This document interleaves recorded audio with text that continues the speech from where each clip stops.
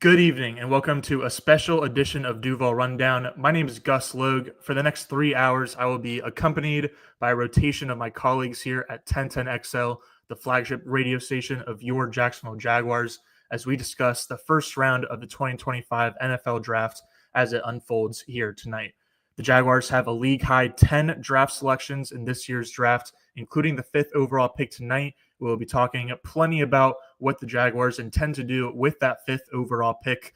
But first, we are going to kick it immediately to our guy, E.T., who is over at the Jaguars' Duval draft party at Lemon Bar in Atlantic Beach, Jacksonville, Florida. And so if they're ready over there, how are you doing over at Lemon Bar? Tirelessly prepare for our first draft together, and we are pumped to get things going down here. Enjoy yourself tonight at the party. Now it's time to go hunt up the next chapter. All right, looks like we're still standing by there, so I'll do a little bit more of an introduction while we wait for E to get ready with the special first guest that we have tonight. But again, the Jaguars have a league-high 10 draft picks tonight, and it is an entirely new regime for the Jaguars as brought in by team owner Shad Khan. It is first-time head coach Liam Cohen, first-time general manager James Gladstone, first-time executive vice president of football operations Tony Vaselli, as well as first-time offensive coordinator Grant Udinski, first-time defensive coordinator experienced Anthony Campanile, and much, much more. And so there's plenty of uncertainty that surrounds the Jaguars tonight, considering the new regime, also considering the fact that they have not used any of their top 30 visits to bring in a prospect to their own home base at Everbank Stadium in the Miller Electric Center to do a formal interview process. And so, again, lots of uncertainty clouding the Jaguars. There's some speculation that they could move up from the 5th overall pick to 2nd overall. There's some speculation that they can move back in the draft from the 5th pick. Maybe they'll stay at 5 and take Ashton Genty, Tech McMillan. There are a lot of different options. And so, again, we're standing by here as we wait for our guys at the Lemon Bar at Jacksonville's main draft party or local draft party. But I wonder if Mia O'Brien is available for a quick segue before we get to them.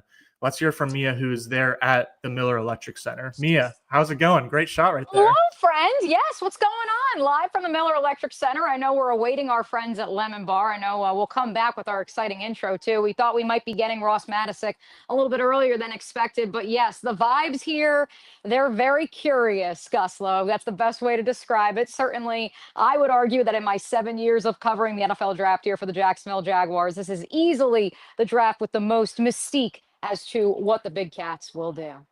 Absolutely. As I said at the top, there's a lot of first-time players, not just guys being in the building for the first time together, but in their new roles respectively for the first time ever. So when you pair that with the lack of top 30 visits that the team conducted, but also the lack of smoke that came out of Jacksonville, Mia, as we discussed on this morning's edition of Duval Rundown, it has been very quiet out of Northeast Florida this draft process, and that certainly helps out the Jaguars in terms of keeping other teams second guessing what they're going to be doing and taking it to their advantage. And so certainly James Gladstone will be looking for advantages anywhere that he can. What are your big questions for James Gladstone specifically as we enter tonight in his first draft as general manager, period, but specifically for the Jacksonville Jaguars? I mean, besides, how can you keep a secret? How can you keep a jit like this? Because, man alive, I was speaking with a league source earlier today, and he said he actually used the phrase psycho, but in the best way to describe James Gladstone and the fact that he has been able to keep his intentions so tight-lipped with just about everybody in the National Football League, coupled with what many are believing to be designated smoke screens throughout the course of this week, throughout the course of the last month. I will tell you this, Gus, since I know we are awaiting our friends at the Lemon Bar, some of the latest that I'm hearing, yes, obviously, as has now been nationally reported by the likes of NFL Network and The Athletic, the expectation is that the Jaguars may try to make a phone call to Cleveland at number 2 overall and see if they can move up for Travis Hunter, who I happen to know happens to be the number 1 player on the Jaguars' big board. And so certainly, in a draft that is devoid of blue chip talent, certainly on a roster that has been critiqued over the last 3-4 years as having lots of good players, maybe not having a ton of elite blue chip players.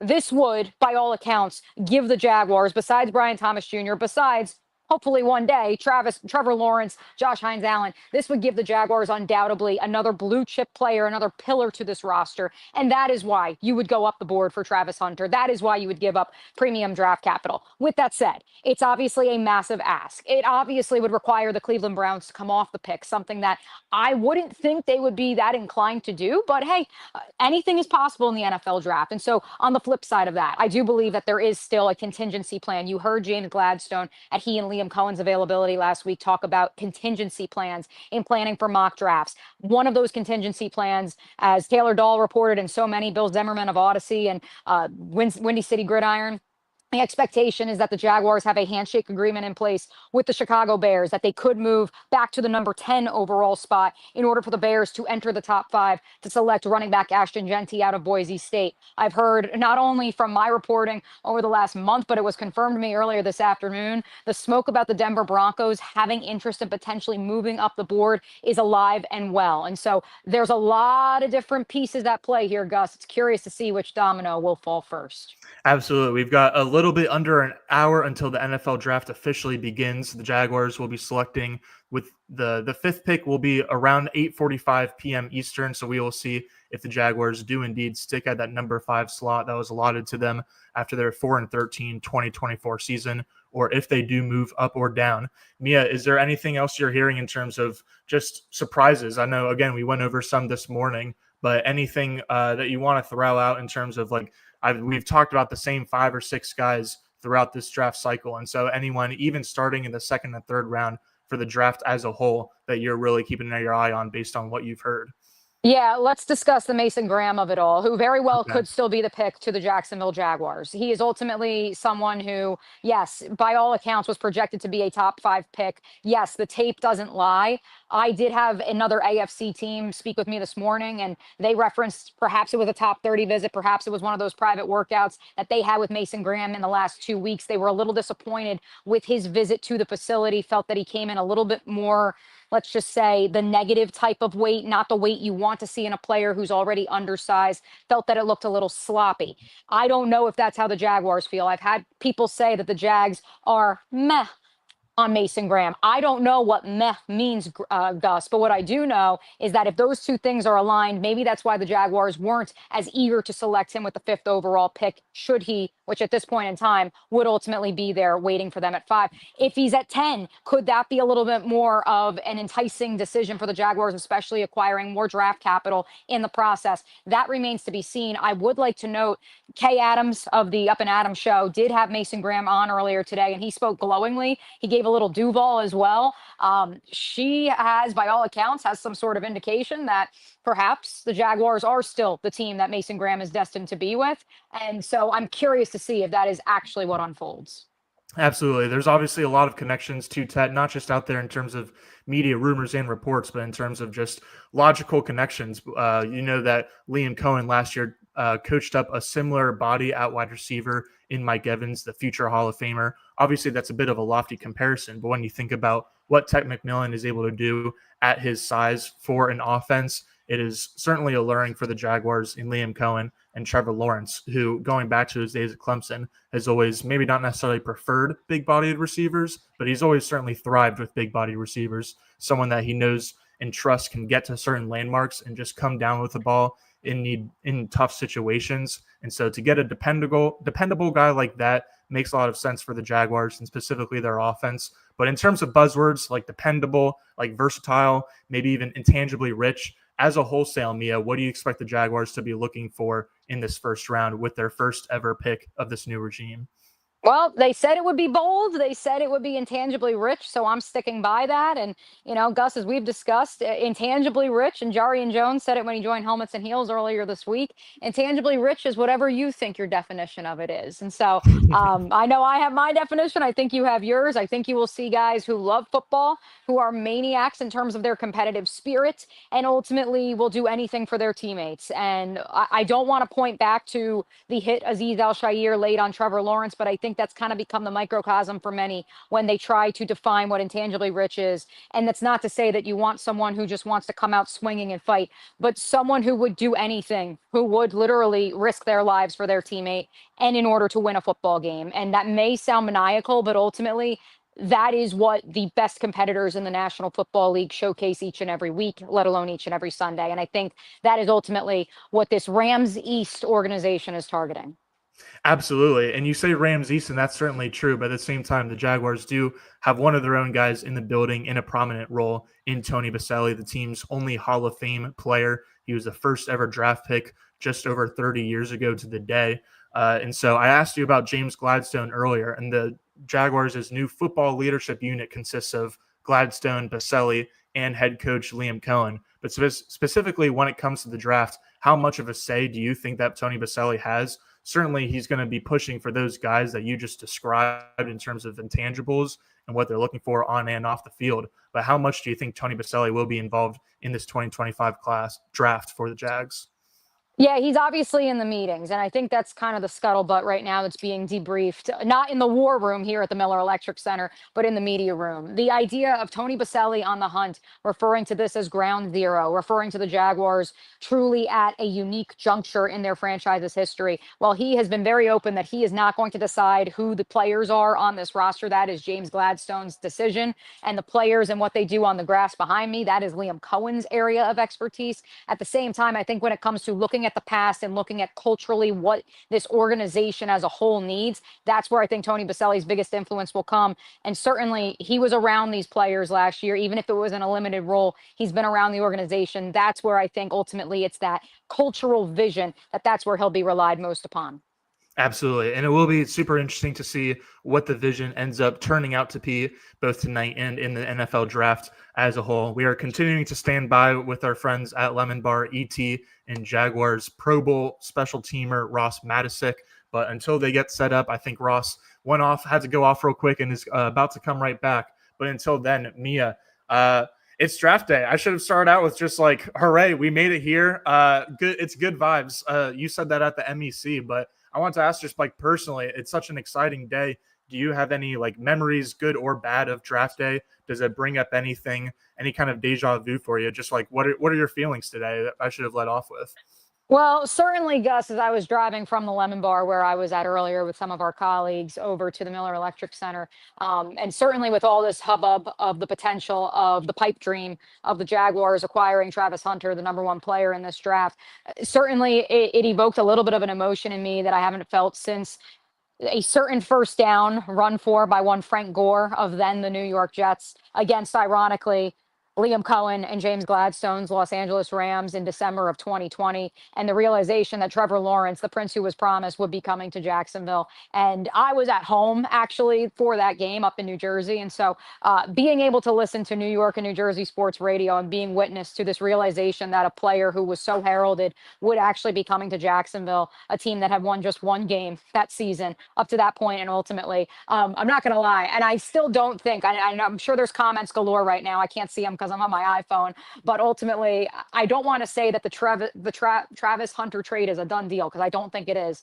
But this idea of it even being possible, this idea of a GM actually at the very least approaching that gives me hope. And it's hope that's similar to what I would argue the 2021 draft felt like. And look, ultimately that draft, we know how things unfolded, and Urban Meyer's 11-month debacle of a stay in Jacksonville, Florida. However, that draft also resulted in 5 capable starters for 4 years minimum of their time here. And while the Jaguars have said goodbye to Andre Sisco, they've rewarded 4 of those players, if you want to include Travis Etienne's 5th-year option, with extensions. And so I hope that hope that resulted in multiple starters, maybe that comes to fruition here tonight as well. Absolutely. I certainly remember that 2021 draft fondly, and for the most part because the Jaguars had the first overall selection, and it was an easy pick, not even like the following year when they had the first overall selection in 2022 as well, but obviously there was a lot more uncertainty that surrounded that Trayvon Walker class. But when the Jaguars got Trevor Lawrence in 2021, it was nice to be able to just kind of sit there and take a breath and know what you were getting, and then just have the relief when the pick actually went in. And that is obviously the opposite of the case this year, where the Jaguars are selecting at 5th overall, and there's an array of options that they can go in, not just at the 5th overall pick, but in terms of potentially moving the 5th overall pick as well. To go back to the Travis Hunter conversation before we get there, especially since even if we do have about an hour of leeway for that to happen in the draft, since the Browns picked second overall. That's what the Jaguars will be moving up to in order to get Travis Hunter theoretically. It's not too far away. And so, Mia, I'm interested in trade compensation and what you think a deal would look like, because obviously everyone would want Travis Hunter on their team, but it's going to come down to how much the Jaguars are willing to put on the table. And so what do you think that could look like? Yeah, here's the thing. If you're going to go up for Travis Hunter, you're obviously going to have to give up draft capital. There are those who have argued, well, you could also give up players included in that deal. But if you're also having to give up capital at the same time, how are you replacing those players? This idea of, well, if you were to select Ashton Genty, does that put Travis Etienne on the trade block? You can't afford to put Travis Etienne on the trade block if you're already giving up your second round pick, if you're giving up another one of your 2 third-round picks. For me, I think that this would at minimum be this year's first round pick, next year's first round pick, this year's second round pick, most likely, and probably a second or a third round pick next year, if not one of the 2 third-round picks this weekend. And even if you were to include a player in that trade, ultimately, I think that creates then another hole that you'd have to address. And again, I go back to this idea that, again, is being debated right now in the media room of ground zero. Well, if you're starting at ground zero, why not say we're completely wiping the slate clean? Like someone once upon a time asked Shad Khan in a Zoom press conference with Trent Baalke sitting there. Why not just wipe it clean and bring in blue chip players? And so maybe that's part of the trade. Maybe that's part of the argument. Ultimately, though, I think it will at the minimum cost this year's first, this year's second, next year's first, and probably a second or a third next year. That makes sense. Yeah, I'm certainly with you, where I think at a minimum it would be 2 first-rounders this year and next year, and then likely 2 day 2 picks as well, if not even more than that. And so, again, it comes down to risk versus reward in terms of the amount of draft capital, the amount of various resources that are needed to trade up for Travis Hunter. And so we will certainly be talking about that throughout the rest of this evening, leading up to the second overall pick in the NFL draft when it starts at 8 o'clock. Mia, I'm not sure. We won't hear from you until the Jaguars pick again. But thank you so much for stopping by and sharing all the information that you have for tonight. Absolutely, guys. We got the best team in Duval here on Duval Rundown's live coverage. So make sure you guys stick around for all of it. Absolutely. One of those guys on the team is producer Trent Osborne. So shout out to producer Trent, excuse me. But Trent, if you want to go ahead and throw to the interview that we have with Jarian Jones, with Mia O'Brien and Lauren Brooks of Helmets and Heels. For you, when you look back at the pre-draft process, what was the most challenging part, and what part for you solidified that you wanted to be in Jacksonville? All right, so through my draft process, I thought I was gonna be going in the second round. That's what I was thinking, and that's what everybody was telling me. But like, the more we got through my draft process, I was hearing more and more like about me having like character concerns and stuff like that. So I'm just like, while I'm getting on the phone with everybody, I took like 9 top 30s, 9 to 10 top 30s. Like I went everywhere. It's like I'm just meeting everybody, and like I felt like everybody was scared of how confident I was in myself. You know what I'm saying? That's why, like, when everybody's saying what they saying about Shedeur, I'm like, what do you expect him to be? Like, his dad raised him to be confident in himself. So, He's being himself. He's been raised to be that way. Yep. So like, and that has nothing to do with football. Like, that has nothing to do with the way he plays. So, like, you're just nitpicking. So I felt like that's kind of how my draft process was. Everyone had something to say. Everybody, you know what I'm saying? Felt like I was above the program or whatever it was. I just feel like I am who I think I am. You know, and it is what it is. And I'm not gonna hold my tongue for nobody. Like, if I feel a certain way, I'm gonna tell you. And as it's part of why we love you in Jacksonville. And as a man, you should be able to respect that. Tell me how you feel. Correct. And we going about our business. Do you feel in that same vein that this coaching staff right now, that's the type of conversation you have with them? And they've said that from the beginning. Like, however you feel, just talk to us, and we gonna tell you exactly how we feel, and we can move on. And that's how I am. Just tell me. Because confrontation and conflict, like, that's part of growing, is it not? To be uncomfortable. I mean, whenever you're uncomfortable, that's when you're going to grow the most. There it is. Like, I'm cool with, like, just tell me. Like, I'm so cool. Like, just tell me what it is, and I will be okay. I promise.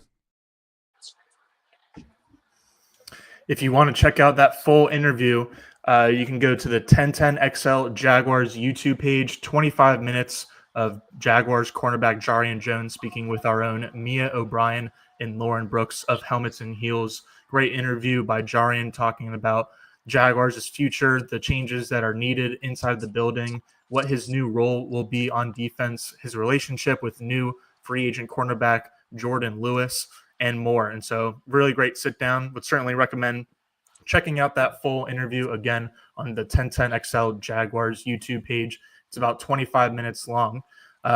With that, right now, I'm very excited to bring on our next guest from 1010XL. He is a former NFL head coach and assistant coach with the Jacksonville Jaguars. He is Dave Campo, our head coach from 1010XL. Coach, great to have you on tonight. How are you doing? I'm doing great, Gus. And listen, this is an exciting night. You know, you're sitting there with a new staff, a new group of players, and new general manager, and Tony Baselli. So this is an exciting day. And, of course, I get really excited when it gets down to getting ready for the season. Absolutely. It's a very exciting day for sure. My first question for you was like whether you had an experience similar to this where it is a brand new regime starting out and like no one really knows what you're going to do. Maybe even you don't even know what you're going to do because there's so many different directions you can go in as a new organization, or if not part of a brand new regime, just anything that this 2025 Jaguars draft kind of reminds you of in your past experience as we're entering the first round tonight. Well, of course, you know, obviously when I was involved thoroughly with the draft, we'd been there for quite a while. So there wasn't a lot new to it. The biggest thing for me was when we first got there, you know, obviously I was in the war room when Jimmy was drafted that first year. And, you know, we were fortunate enough to have 13 draft picks that year. And just like every other draft, you know, once you pass the seventh round, really the fourth or fifth round, it's a kind of a hit and miss. But the first four you've got to hit on. And the thing that I'm excited about is Gladstone has a process. And the process, if it's the right process, you're going to hit on those guys. And going back to the Cowboys, you know, the first three drafts is what's important. And I think that's, you know, we're sitting there with two of the most picks, you know, in the NFL for 2 years now. And so, you know, that's exciting. And there's a lot of anything can happen. You know, at this point right now, you don't know if they're going to go with what everybody feels is the number one need, or are they going to take somebody special like a Genty? You know, that's we're a wild card at number 5. That's for sure. Absolutely. I'll get some more Jaguars related questions in just a second. But again, just generally speaking, I'm curious what your just favorite part of the draft process is, whether it's being a media member now and being able to kick back your legs a little bit, especially compared to the past, or if you loved diving into the film, getting into arguments with scouts and coaches, meeting players in prospect meetings and interviews to try to get to know the guy before you potentially brought them onto your team. Just what was/is your favorite part of the NFL draft process? Well, that's it. I mean, you know, it's all about the players. I mean, you know, you know, obviously coaches are important, but in reality, it's the guys that you put on the field. And so for me, you know, I've studied some guys. You know, I have some guys, favorite guys out there right now. You know, as a media guy, it's a little less stressful, but at the same time, I've found, I'm in the press box on game day, and I've almost been thrown out of there 2 or 3 times. Yeah, that's true. When it comes down to the game and everything involved in it, you know, I'm a coach. And so for me, the favorite part is, you know, putting the thing together to where you have a process and you got 3 or 4 guys at the position that you're picking, and seeing the number one that you have at that position. That's the key. But you if you've done a good job of preparation, there's not as much stress involved in it. So, you know, for me, I think this is going to be interesting because of the newness of the group that's there.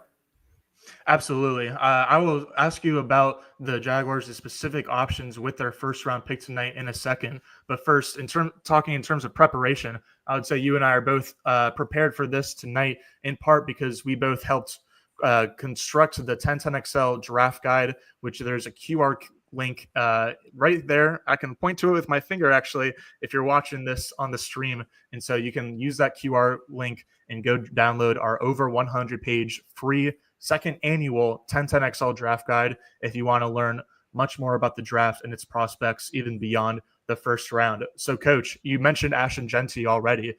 He's been getting a ton of smoke to the Jaguars, specifically at 5th overall. It's kind of starting to feel like Genty will be the 5th pick in this draft, and it's just a matter of whether the Jaguars take him, or maybe they trade back and allow another team to take him. But how do you feel about Genty specifically as a prospect, and do you think that he is certainly one of the top players in this year's draft? Yeah, I love him. I mean, when you look at the great teams, okay, the teams that go to the Super Bowl, every team has, obviously there's all types of players on that team, but every team has a couple of special guys, whether it's Tom Brady and, whoever. There's the one thing that you can't not do, you need playmakers. And that's the one thing that Genty brings to the table. Now, I think the offensive line is a big factor, obviously, in how well you run the football and how well you protect the quarterback. But if when I watch him, I've watched, and again, here's the problem we have as media guys. We're watching highlight tapes. We're not watching every single play that the guy runs. So the process is, who do they have? Where do they have him graded? If I look at him, I say this guy's reminds me of Barry Sanders. He reminds me of Emmitt Smith. He reminds me of some Fred Taylor. Guys that can break tackles, guys that got great vision, ability to do some instinctive cutting. He's got all of that, and he's got great acceleration. So you put all those things together. I go back to the Jimmy Johnson theory. You can't have enough guys that can score points for you. And that's where, that's why he is a factor at that position. I just don't know, they've made it pretty clear that they want to fix the trenches. So one of them is smoke. Either the smoke is that they're going to go with a special guy, a difference maker in Ashton Genty, or they're going to go with their philosophy of, let's fix the trenches and everything else will take care of itself. It would definitely be By the way, I would not be upset with that pick, because I think you're talking here about not just this year. You're talking about building a squad, and they're going to get more leeway with this group because of the things that have gone on where they've had to make changes quickly. This group's going to have a chance with Trevor Lawrence, for 4 or 5 years here. They're going to have a chance to build this thing. Well, get yourself some guys that can, make plays. Now, whether it's this year, if they think that they've got a chance to win this year, they might spring that, or if they feel like it's in the future.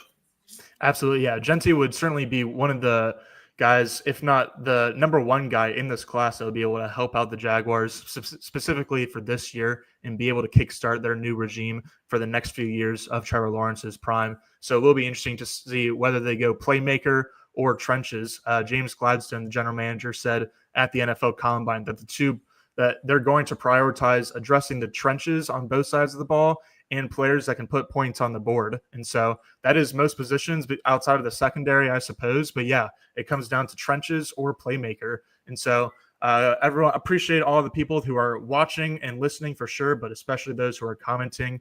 Keep the questions coming. Someone on YouTube asked, ZS05Jag, are we trading with Cleveland or Chicago? Coach, I want to actually save that question for a little bit, because we're going to have you and Ryan Hacker Green, the hacker, on starting at 8 o'clock through the rest of the show. And so we'll address that question then, but keep the questions coming. Coach, the question that I have for you after Genty, talking about playmakers in this NFL draft, who else stands out to you? A guy that, like, I guess suppose if the Jaguars don't take Genty at 5 and they trade back, all of a sudden they're going to have a lot of options, right? And so what playmakers stand out to you in this draft class outside of Ashton Genty and Travis Hunter at the top?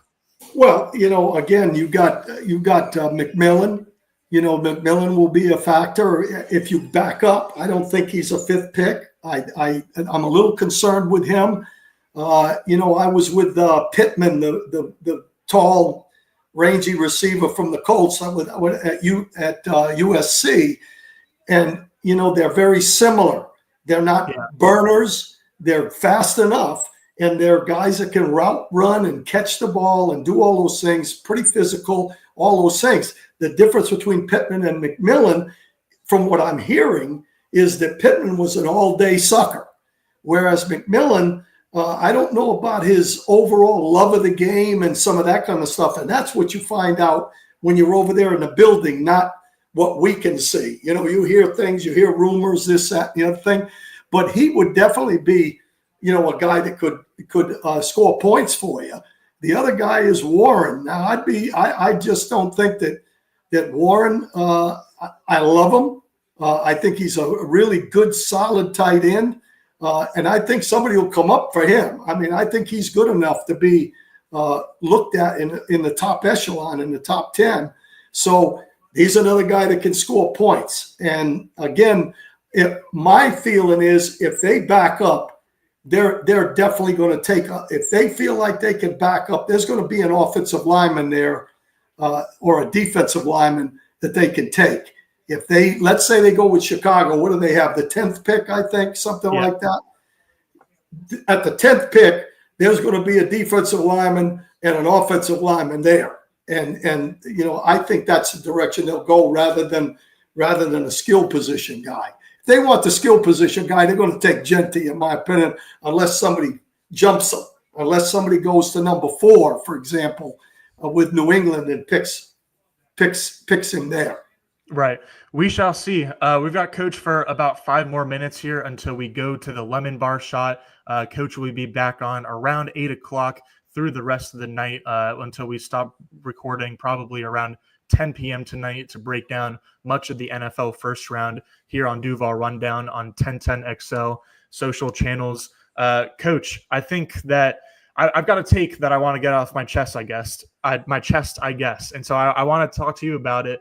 I think that for the reasons that you outlined about Tet McMillan, like certainly he's a great player, but a little bit of questions about whether he's the kind of guy that's number 5 overall pick caliber. I think that the Jaguars are going to be very interested in Emeka Egbuka, the wide receiver out of Ohio State, who's more commonly projected to be a low first-round receiver, might even slip into the second round, although I would be surprised by that. But I have no sources. This is just kind of a gut feeling. Maybe it's a little bit of draft fatigue since I've been working on covering the draft for so long here for the Jaguars in 1010XL. But I think that Egbuka could be highly rated on the Jaguars' draft board because of the intangibles that he offers, both on the field as a tough competitor and a sure target. That would be a long-term 1B option alongside Brian Thomas Jr. for Trevor Lawrence in Jacksonville, but also the off-the-field intangibles as well in terms of the toughness that he has, the leadership that he displays in the locker room, and just the fact that he's perhaps the most pro-ready prospect of any player in this draft, regardless of position, I think would certainly pertain to the Jaguars. And so would that surprise you if the Jaguars ended up taking Egbuka over McMillan, if they're both available at the same time? Or are there any other guys that you like that you think could be sneaky sleepers? I'll say this for sure. I like 2 guys better than I like McMillan, to be perfectly honest with you. Okay. I like Golden as well. And the reason I like Golden is he's a scorpion. You know, he's one of those guys that can make things happen, right? But Egbuka, he's a great route runner. He's tough. He's a guy that is going to get open. He's got speed. He's got home run speed. So I like him as much as you do. I think he's a really good player. He's kind of a Swiss Army knife from the standpoint that not only is a good receiver, but he's a really good blocker. And that's one of the things that I think Liam Cohen loves about his guys. And I think he's versatile from the standpoint that I think he can play inside and outside. So, I think he's one of the guys, in my opinion, that's moved up the board as it gets closer.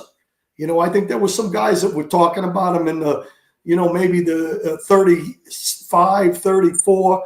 All of a sudden, he's moving up into the 16s and the 17s. Who knows? He could move all the way up to the 11, 10. Who knows? But I like him. I think he's a very good football player. And I think he's proven he's battle tested. He's got great hands, strong hands. He's got all the tools, that's for sure. Absolutely. He checks a lot of boxes. Absolutely. I feel like for any fans of draft day, I think that if James Gladstone is writing down one random or at least unpredictable or less predicted name on a sticky note this morning and shoving it in his pocket, it is Egbuka's name, and say Egbuka no matter what. I think that the Jaguars would love the idea of just exiting the draft with a player like that, a pro like that, assuming that they don't make a splash and move up to the second overall pick to secure two-way superstar Travis Hunter. Coach, one more question before I let you go for now, before you come back later around 8. You mentioned Tyler Warren earlier as another playmaker that might be available. To me, I think that the biggest knock on Warren as a fit for the Jaguars has nothing to do with him and everything to do with his position. And I'm not even talking about positional value, just the fact that the Jaguars currently have 3 tight ends on their roster that I think they like a lot, between ascending third-year pro Bretton Strange and then the 2 free agency additions, Johnny Munt and Hunter Long. And so certainly the team could carry 4 tight ends, but then like you wonder if you would rather carry more guys at different positions and maybe just have like developmental guys, your 4th tight end, who may or may not make the roster.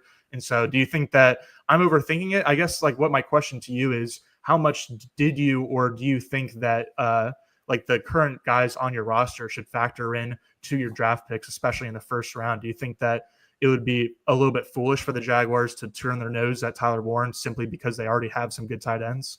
No, I don't think they should take Warren. I don't think they should take a tight end. Okay. In my opinion, they've got, enough there with, and again, when you look at Cohen's background, the tight end is not as big a deal as the slot receiver is, but the slot receiver is one of those guys that can block and do some of the things that a flex would do.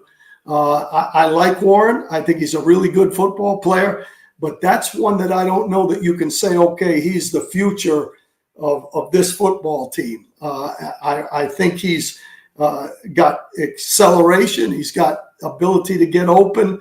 I just don't think that's the right time for him right now. That makes a lot of sense. Well, Coach, appreciate your time as always. We will be having you back on very shortly. So thank you very much for being with us tonight. Appreciate your insight as always. We will talk to you soon. Trent, I think we should toss to a quick break real quick. And then after that, we will bring on Hacker to talk for a little bit, his initial thoughts on the draft. And then after that, we'll get Hayes Carline on, and maybe somewhere in between we'll be able to fit in a view of Lemon Bar. But yeah, Trent, let's take that break, and we'll be back shortly with Hacker.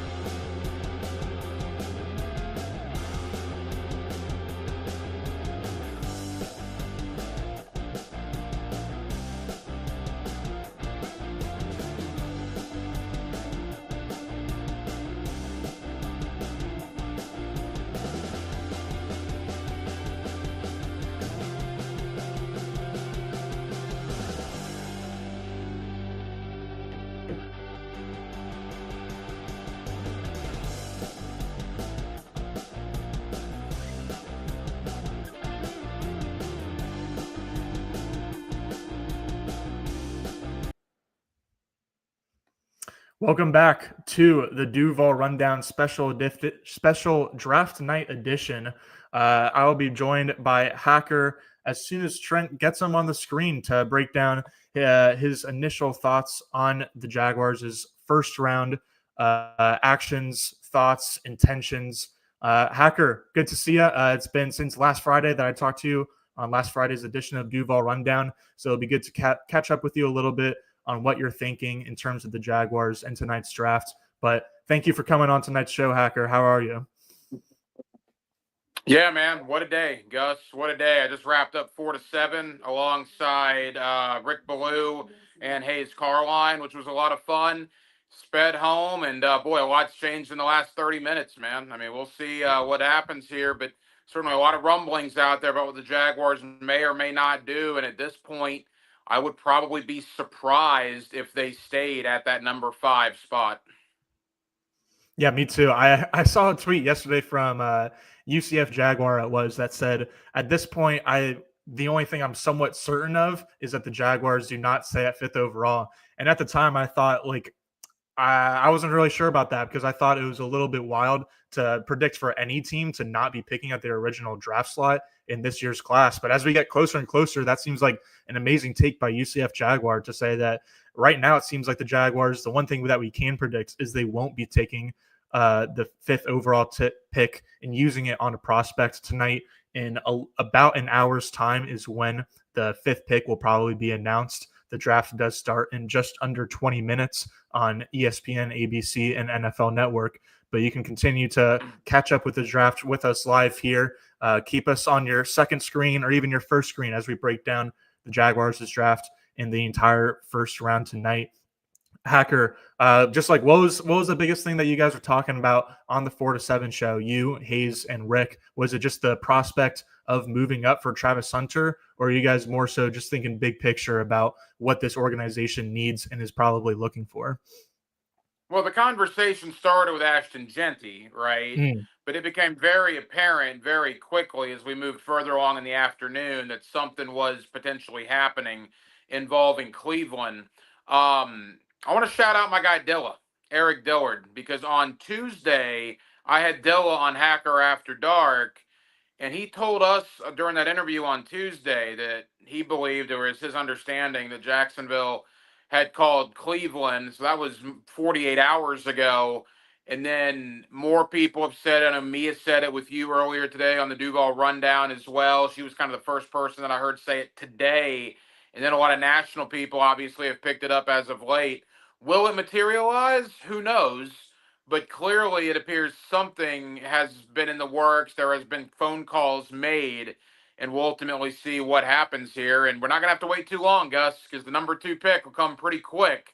So we're going to find out if Jacksonville moves up, if they stay where they are, or what I want them to do is move back. I would love to get a haul from Chicago, number 10, potentially the number 39 or 41.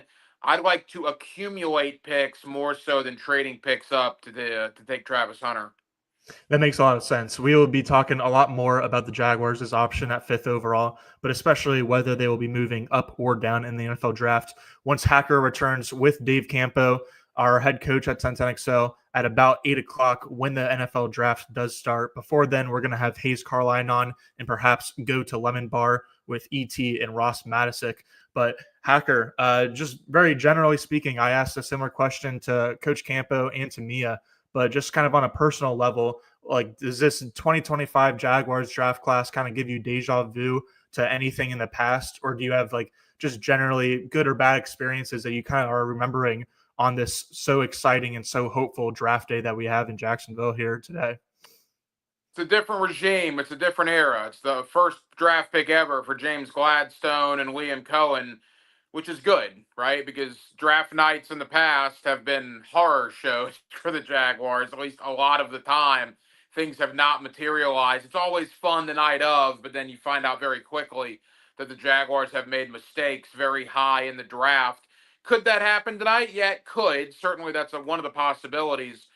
But with James Gladstone and Liam Cohen, I've been high on those hires since they were made. I love the fact that, I mean, you look at this offseason, Gus, from the time Peterson got fired to where we are tonight, it's been roughly 108, 109 days. It has been the most eventful, interesting offseason, arguably in the history of the Jaguars. When you think about the Cohen hire and the Gladstone situation and being the most active team in free agency, and now the Jaguars being the most discussed team here on draft night. I mean, it has been wild this offseason. pretty impressive for a GM that's barely been here 2 months and a head coach that's barely been here for 3 months. Absolutely. A lot of things impressive about the new regime, even so far before we get to the draft in 2025.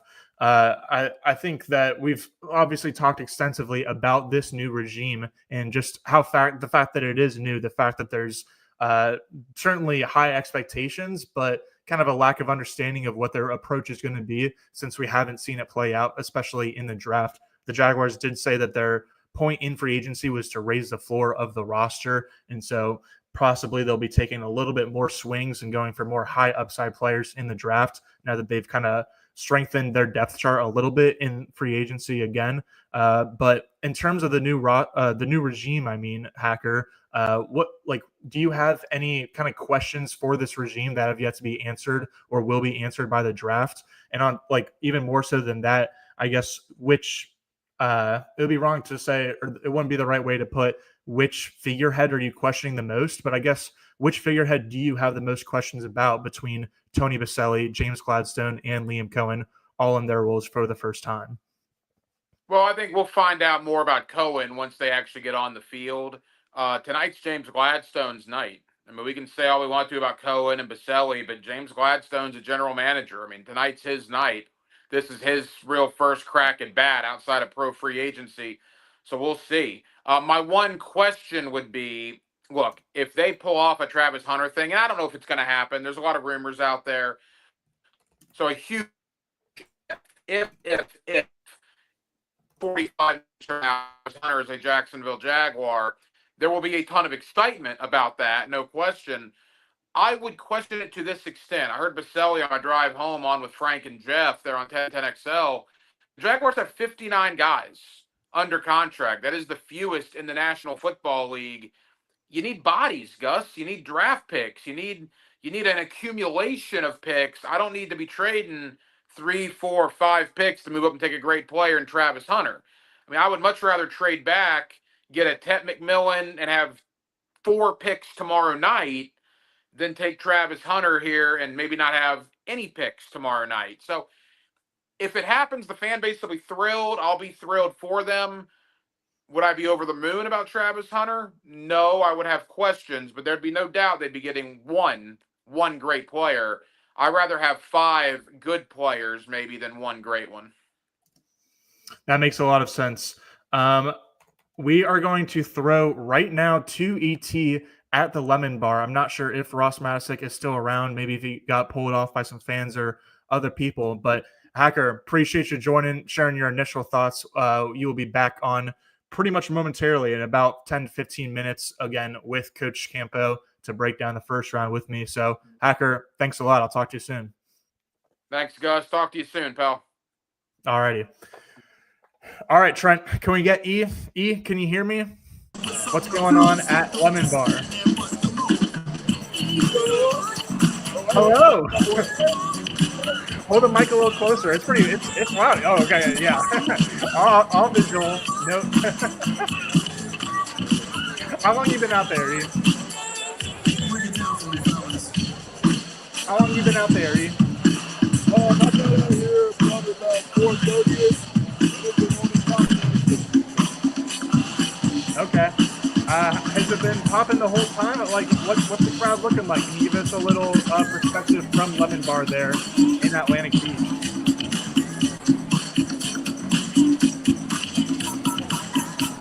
Man, it was pumping when I got here, man. It's not playing with me. That's how I get down. That's good to hear. Who have you seen out there? I think you saw Ross Matisic out there, right? What other celebrities are there right now? Is there a Dan Hicken out there in the crowd? All right, guys, make sure you are following the Jaguars on social media, wherever that may be, Instagram, YouTube, Twitter, X, Facebook, MySpace, all the things. The one-on-one interview I did with Brian Thomas Jr., a Pro Bowl wide receiver. You can catch that on 1010XL social platform. Coverage of the draft today, tomorrow, and Saturday. So that's awesome. Appreciate it, E. What else can you tell us about the guys that you've been talking to today? Have you picked up any nuggets, E, on the ground? Anything that you want to share in terms of the Jaguars' plans for tonight? Well, hello to everybody out in Neptune Beach at the Lemon Bar. Welcome to A lot of people are excited about the rumors that the Jags have been in conversation with Cleveland. And you know who else is excited about that? Me. I'll sell the house for Travis Hunter. Sell the house. Let's go get that boy. Let's be splashy. Absolutely. I'm sure everyone would be excited, especially at Lemon Bar, for the aspect of trading up and getting Travis Hunter. Thanks so much for that view on the ground. We will be coming back to you throughout the draft, probably pretty soon as we get ready for this first overall pick. You got any bold predictions for the draft? Are the Titans taking E from 1010XL? Or might they trade up as the rumor mill is circulating here around Lambeau Field? And of course, honestly, trade back. It seems like I'm not even sure what you just said, my boy. This lagging is so loud out here, and I'm not even going to make you repeat yourself. All good, E. I'm going to get back to this party because it's popping right now. Hopefully we can get this lag right, and we're going to get back to it. All right, sounds good, E. Appreciate you. We'll be trying to go back to Lemon Bar, to the draft live party when we can. But again, we're going to have Hayes Carline here in a second coming on to talk about his final thoughts on the Jaguars. But before we get to that, we're going to take one quick break until we wait for Hayes to get on, but it should just be 1 minute or two. And so talk to you guys soon. Hayes will be back with me momentarily.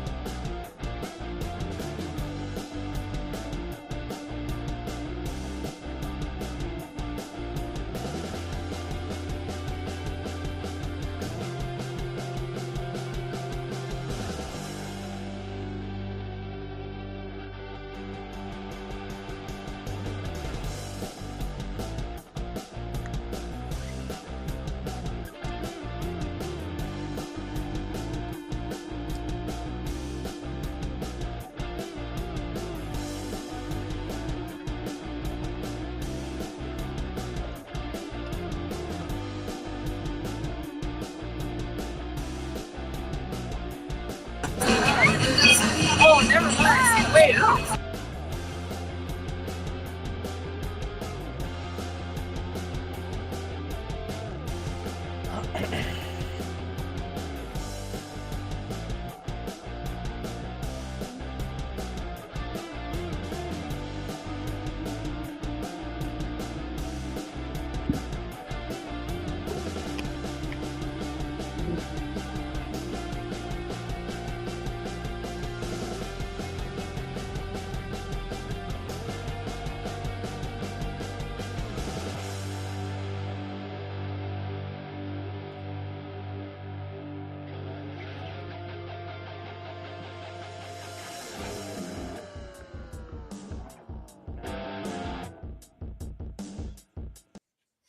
Welcome back to Duval Rundown, the special draft night edition. My name is Gus Logue. We have been joined throughout the evening for almost an hour now by a rotation of my colleagues at 1010XL, flagship radio station of the Jacksonville Jaguars. Right now, we are very happy to bring on one of our most trusted sources, one of our most trusted voices in Hayes Carline of the Frangie Show, which you can catch, of course, each weekday afternoon on your drive home from work. Hayes, looks like a beautiful sunset over there at the Miller Electric Center. How are you doing on this draft evening? It is. It's great to be with you, Gus. Thank you for those kind words. Always a privilege and a pleasure to get to talk Jags football with you. And should be a wild night around here over the next hour. Absolutely. Hayes and I, you can catch our voices on Duval Rundown as well. Each Tuesday, Hayes and I go over the latest news, rumors, reports, etc., on the Jaguars. And so, Hayes, the last time I spoke to you was on Tuesday morning, but it's been a long, long time since then, especially in the NFL media world. What are you thinking right now? What's going through your head as we approach the NFL draft? There's just 3 minutes until it officially begins, probably about 15 or 20 until the first pick is made. But what's going through your head right now as we're about to see the first pick ever in this new Jaguars regime? I think of all the scenarios that have been reported today, I think the one that's the most attractive is the deal to move down to 10 with Chicago and pick up a second-round selection. I just think for where this organization is in this new build, being able to add a second-round pick, move back to 10, I think that would be the direction to go. I love Travis Hunter, and I think he is the best player in this draft. So to move up to 2 is very enticing. I just would be leery of giving up a 2026 first rounder, which I would have to assume is part of that package. And if it is, I just don't know that this team is going to be good enough to warrant giving up a first round pick that obviously, as we've seen through this team's history, can be a top 5, top 10 selection. Hopefully the Jaguars are better than that. Obviously, if they make this deal, they feel like they're Travis Hunter away from making a big run at a divisional title, which in a bad AFC South could be in play. And then obviously you're drafting it in the mid-20s. But that would be a little bit too bold of a gamble for me if I had to give up next year's 1. So maybe they'll have to stick at 5. But of the scenarios we've seen, I think if they're able to make that deal with the Bears to go back to 10, I think that puts them in a great spot. That makes a lot of sense. We were just talking about that with Hacker as well. I would definitely get Coach Dave Campo's opinion on that matter once we get Coach and Hacker back on the stream in a few minutes here. But Hayes, while I still have you, if the Jaguars do move back to 10, obviously the amount of options that they would have at that draft slot would increase. I mean, I think there's a lot of speculation and kind of uncertainty around what they might do if they even hold on to the 5th pick. But again, especially if they do move back, they're going to have a lot of different options. And so what's your gut feel and or want for like what the Jaguars will be doing if they do move back to 10? What direction do you see them going in? I would expect if they move back to 10 for Tedero McMillan to be very much in play there. Again, the Jaguars they're viewing him through a different prism than the rest of the NFL. The rest of the NFL is trying to figure out, can this guy be our number 1 receiver? The Jaguars don't need that. They have Brian Thomas Jr. He's going to be the number 1 receiver here for many more years to come. So the Jaguars are looking for that complementary piece to BTJ. And I think McMillan, with his size, his catch radius, I think that would be very appealing for the Jaguar passing game. I think McMillan would be in play. Personally, I would love to see more of an investment in this offensive line. I know they've brought in some quantity through free agency with 4 free agents, but 3 of those guys were reserves last year with their respective teams. this is really an opportunity to go get, if there's a Membu there, if Banks is still there at 10, obviously, you figure Campbell is off the board. But at 10, I would like the idea of an offensive line help. I just think that for where they are, they haven't been able to really move anybody off the ball for a number of years. And I don't know that, bringing in the free agents that they brought in, it helps. But I don't know that that's the final piece to all of a sudden having a line that can really consistently get things done in the trenches for this offense. Yeah, that makes a lot of sense for sure. Hayes, talk to me about what the vibe is over there at the Miller Electric Center. I think that's the second draft that'll be over there at the MEC, since it is a recently built building. But are there some like jitters, or obviously you're with a bunch of objective professional media members sitting alongside them in the media workroom. But do you think that generally as a group, what's going on in there? Is there some skepticism? Is there some hope? What's the vibe in that building right now? Yeah, great question. A lot of uncertainty is what I would say. We've done a lot of these, obviously, most of us that cover the team. I started in 2013, so I've seen a lot of these drafts, and I don't know that we've ever seen anything like this where they're picking so high, but there's so many paths that they might take. And again, with it being a new administration where there's nothing in the past to really go off of, it's made for a very exciting environment, but one in which I don't think any.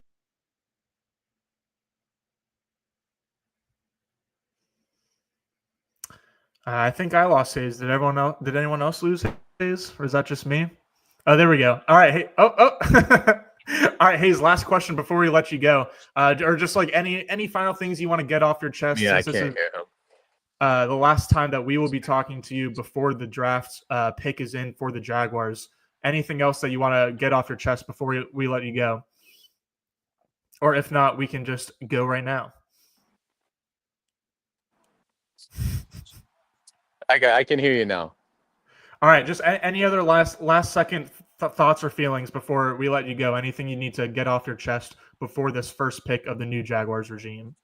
No, I hope we're not going to know, obviously, for a year or two how tonight goes, but hopefully it'll be a big night, and hopefully this will be a night that we look back on 10 years from now.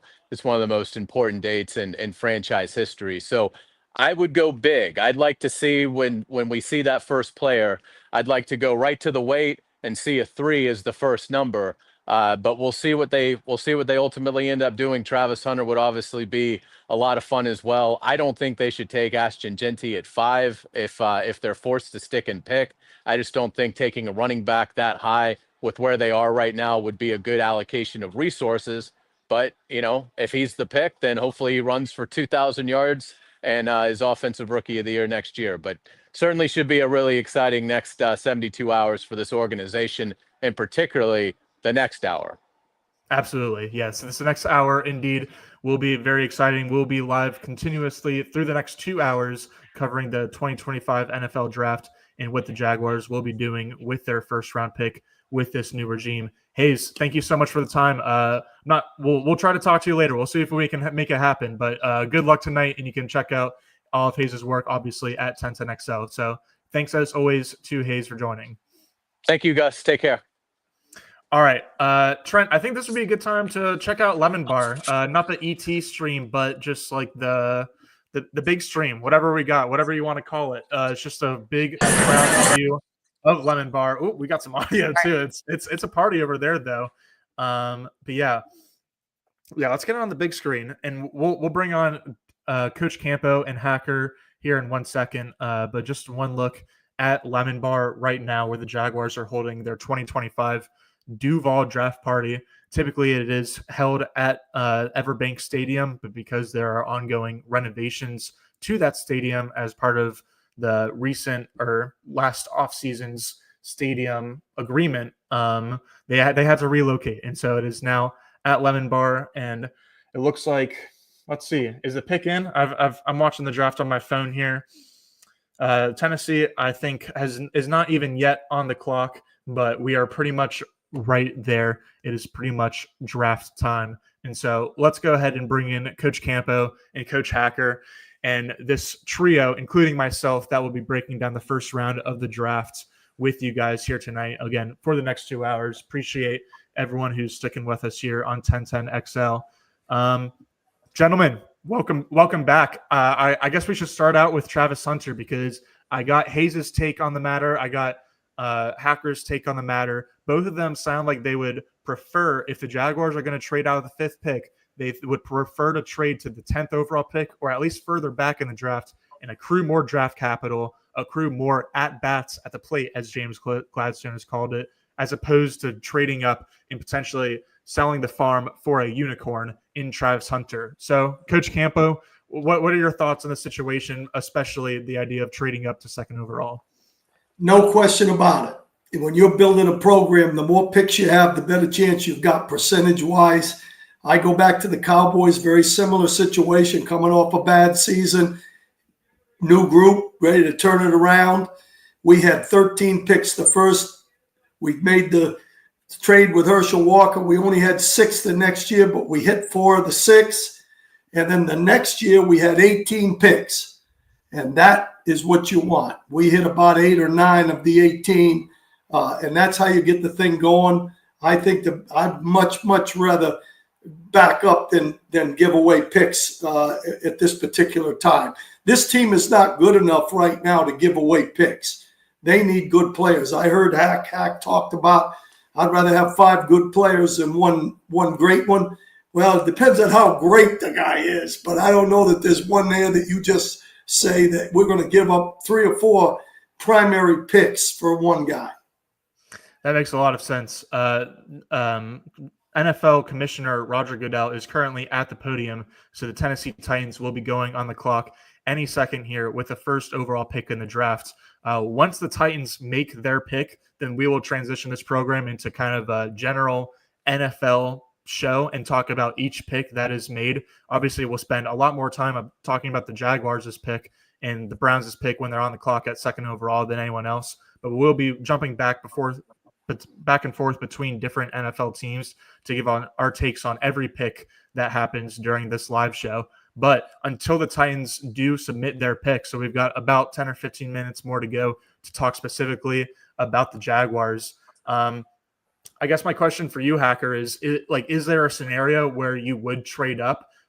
Because obviously in this scenario with the Browns, they would be needing a lot of draft capital in order to move down. I mean, maybe they're interested in picking up some 2026 picks so they can get a quarterback in next year's draft. But since there seems to be such a consensus gap between Travis Hunter and Abdul Carter, who's expected to be the 3rd overall pick, and then everyone else, the Browns are going to need a lot of draft capital and just a lot of resources in general in this trade in order to move back as far as even the 5th pick. And so putting aside the 2nd overall and putting aside Travis Hunter, do you think that would you like to see the Jaguars be aggressive even at any point in this draft, even if it's say trading back up into the 1st round from the 2nd round, if it's not that expensive, or even trading up for maybe just one of their guys in the 3rd or 4th round that they love?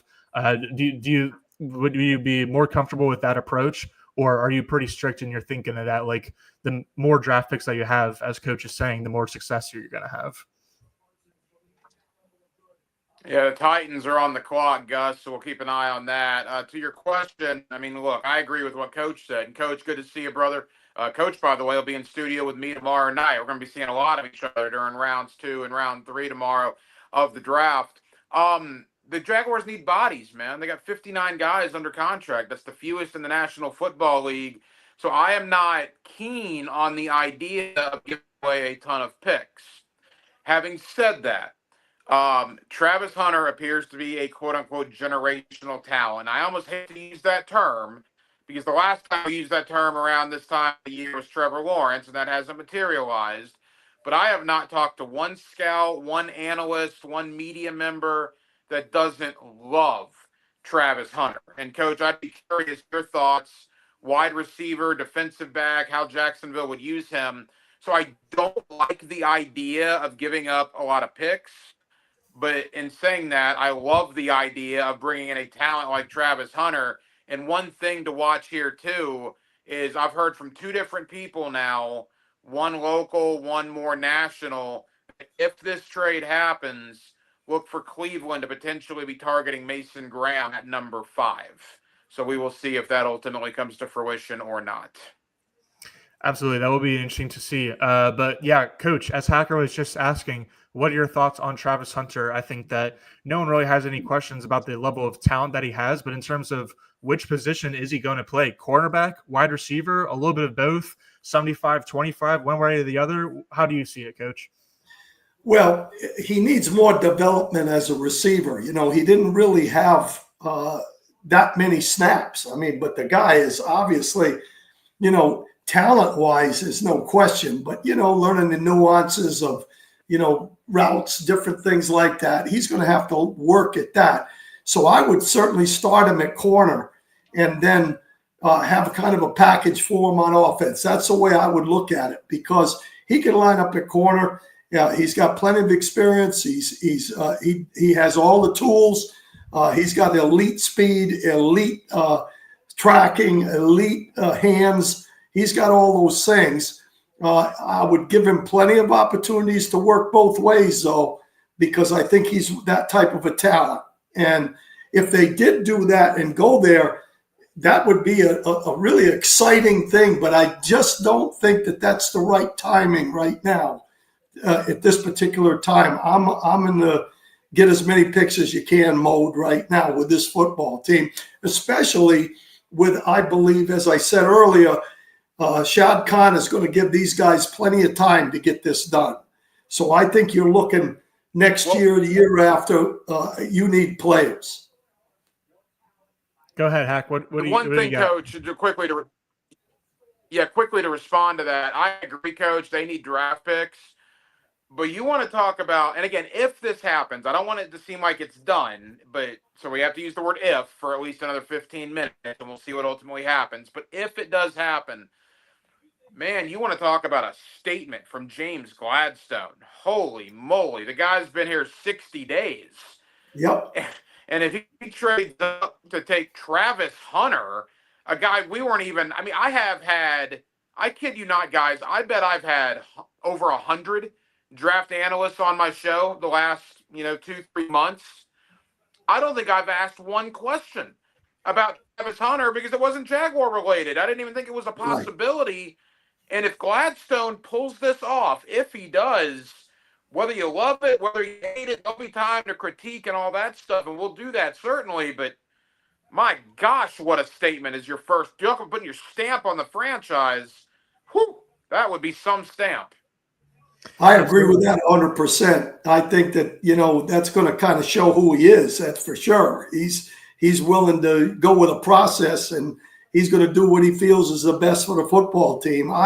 The one thing I will say in Travis Hunter's defense is I had a chance to get Deion Sanders in 94 after 2 Super Bowl wins, and I said, I like my room right now. And he went to San Francisco and they beat us. And then the next year, I had the same opportunity. I told Jerry, let's go. Let's get Deion, and we won the Super Bowl the next year.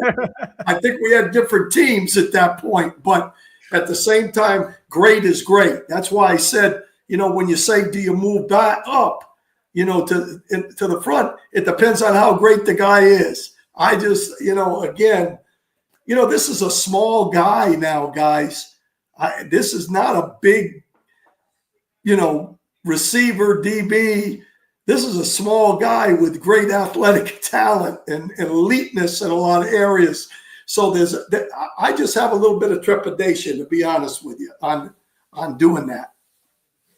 Yeah, I think you make a good point, too, about how he's a little bit raw as a wide receiver. And so I think that a lot of people get excited by the idea of playing him at receiver full-time first and then doing some packages on defense, maybe in nickel and dime situations on like third down passing plays, stuff like that. But again, as you say, he needs more development as a receiver. So it'll be interesting to see if a team wants to just go all in on his potential as a receiver and put him in receiver rooms immediately full-time right away to develop him in that area, or if they're going to be more worried about short-term success, especially not really regarding himself, Hunter, but more so in the team. And like for 2025, Travis Hunter as a cornerback probably would be more likely. So of course it'll be very interesting to see not just where he ends up tonight, but also what position he ends up playing and what his career ends up looking like. And so I think that we all agree the idea of Travis Hunter is certainly amazing, but in terms of giving up draft compensation, especially for this new regime in year one of a little bit of a soft rebuild, it probably doesn't make sense to give up a lot of draft capital.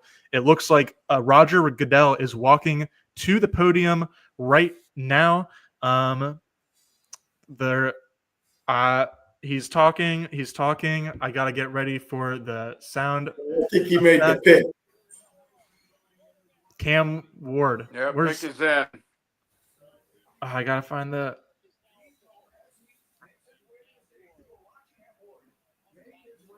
Trent, I lost the music. I don't know where the music went. Certainly no surprise. Cam Ward goes to Kenneth.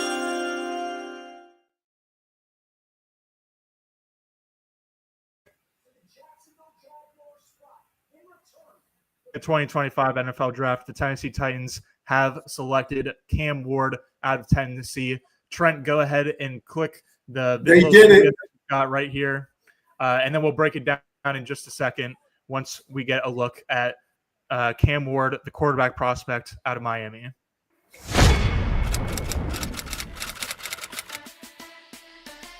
How about Cam Ward and that arm talent? Leads the program to their first 10-win season since 2017, 4,000 passing yards, 40 throwing touchdowns. The guy was just dynamic this past year, creates big plays off script, but is also very underrated in the pocket. His mindset is that of a linebacker that's trying to kick your ass on every single play. That's what he is. He's an alpha dog. He wants to do nothing but win, is completely disinterested in personal accolades. He just wants to push people around him. He wants to make people better. In my opinion, you look at his ability to buy time, extend plays, again, hit those explosives when you're not expecting them, but he also does a good job dissecting defenses. I think that's probably the most underrated aspect of his game. That is how Cam Ward does it.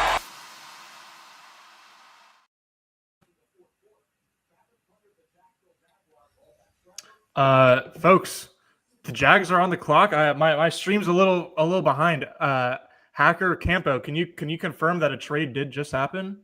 Yeah, the trade has happened. Yeah, Jaguars are on the clock. The Jaguars are on the clock. Unbelievable. So again, I did not think I should have asked you guys for a percentage.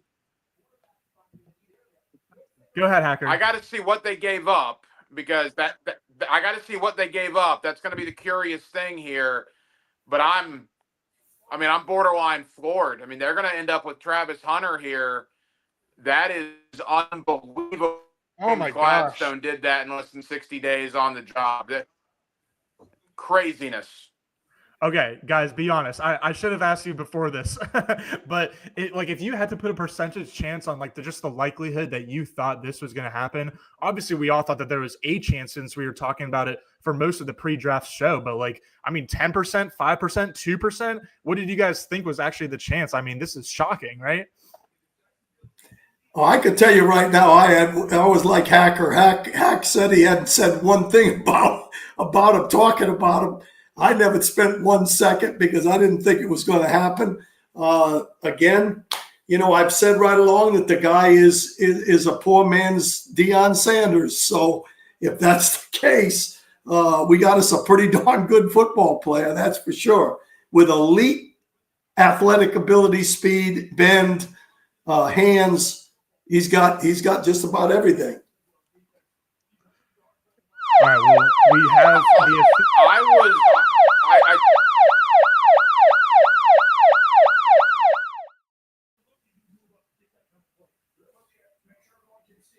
number 104 overall and a 6th-round pick, number 200 overall, to the Jaguars. In exchange, the Jaguars are sending their 5th overall pick, their 2nd-round pick, number 36 overall, their 4th-round pick, number 126, and next year's 1st-round pick. So the Jaguars are sending 2 first-round picks, a 2nd and a 4th. The Browns are sending back the 2nd overall pick, so we would assume Travis Hunter, plus a 4th-rounder and a 6th-rounder. I am surprised, guys. I thought that this conversation was going to be a lot more. I thought it was almost going to be like a draft day trade, the Kevin Costner movie, where like 3 consecutive first rounders in a row. I don't know. I was tempering my own expectations for this trade just because I assumed that it was going to require a Godfather offer. I'm not sure that I would consider this a Godfather offer. Right now, if I'm all 31 other teams, I'm thinking, why didn't we consider like doing a similar package, maybe throwing in a player, doing whatever we could if this is the asking price? What do you guys think? This seems good for Jacksonville, in my opinion. Well, now look, I mean, the bottom line is you get 10 draft picks this year, right? Because you trade away 2, you get 2 back, a 4th rounder. So now they have 3 4th-round picks. And the fact that they keep both 3rd rounders, I'm actually surprised by that. I mean, now you got 2 3rds and 3 4ths, so you can still get some good players. Big thing here is the 1st rounder next year. But we were talking about this today, right? If you win the AFC South, which is not far-fetched, if you win the AFC South, it's a terrible division. That becomes like the 25th pick in the draft at the very best because you're a division champion. So from that standpoint, if the Jaguars win the division, it's a great draft. If the Jaguars are terrible in 2025, it's a terrible trade. So the proof will be in the pudding in the fall. But, I'm surprised that Jacksonville did not have to give actually more than they did. I agree. I agree with Hack on that one. I'm shocked on that. I do know one thing, though. I believe that with that pick, Travis Hunter is going to be a wide receiver. Yeah. I don't think that they would have gone that high for the defensive side of the ball. So they're probably going to start him on offense and then, give him, like you said, some stuff on 3rd down, some nickel stuff and go with that, because I think you got to use firepower when you take a guy like that in the position that they took him with that kind of a trade. You got to go with the firepower. This is unbelievable. I can't believe we will still be going live for about almost 2 more hours, a little bit over 90 more minutes on this feed to go over the 1st round of the 2025 NFL draft and to continue to give our reactions to every pick until 10 p.m. So stick with us until then. But man, gentlemen, our job is done for right now, because with a 36 overall pick, it's not like the Jaguars are going to move back into the 1st round. They've got their guy. They've got just their guy of the draft, their guy of the franchise. Like, move aside Brian Thomas, move aside Trevor Lawrence. Don't move aside, obviously, but this is already just a pillar of the Jaguars, not just like their team, but their franchise. Immediately, one of the most talented players that will have ever stepped foot in Everbank Stadium. I can't just overblow the magnitude of this trade enough in terms of this caliber superstar talent that the Jaguars just got in Travis Hunter. And so Roger Goodell is announcing the pick at the podium right now. And the pick is in.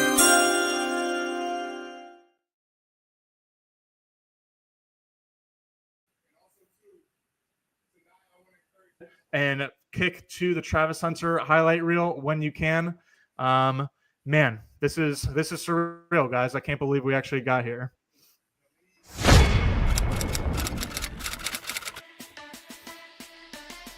Travis Hunter! Give him the Heisman now! I would argue he's the best receiver in this draft. He's at least one of the top 2 corners in this draft, and you're talking about those 2 things in the same body. In the case of Hunter, there's serious debates about whether he's better as a receiver or a corner because he's so darn good at both. Once-in-a-lifetime cornerbacks are hard to find, like the Patrick Surtain. Travis Hunter is in that mold. He's high level.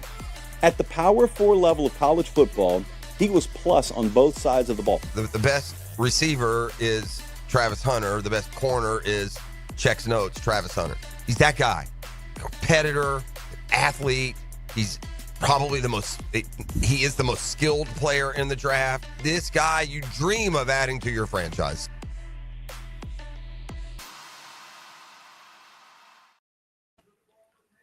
What a pick, Hack. Holy cow. I'm with you, bro. You know, Coach. look, it's one of the biggest trades in franchise history. All right. Unbelievable. Where does this rank? Well, that'll be a conversation for, the next couple of days. But I put it right up there as one of the biggest trades in franchise history for a general manager that's been here for 60 days. Yeah. I mean, that is incredible. And I'll tell you this too, guys. I'm just thinking about the trade and what we gave Cleveland. Man, I mean, the first next year, you worry about that in 12 months. You basically gave 36 and a fourth, but you got a third, or you got a fourth in return, a fourth and a sixth in return. We just did not give up very much, at least for the next 12 months. I am very pleasantly surprised here. Anyone watching along right now with the live draft coverage can see Travis Hunter skipping down the hallways right now. He's fired up to be a Jaguar. He's wearing this dapper pink suit, at least a pink top, pink coat, and it's hot pink. This is a hot pick for the Jaguars. He just embraced Roger Goodell on the stage. Now he's holding a number 1 Jaguars jersey with Hunter across the back.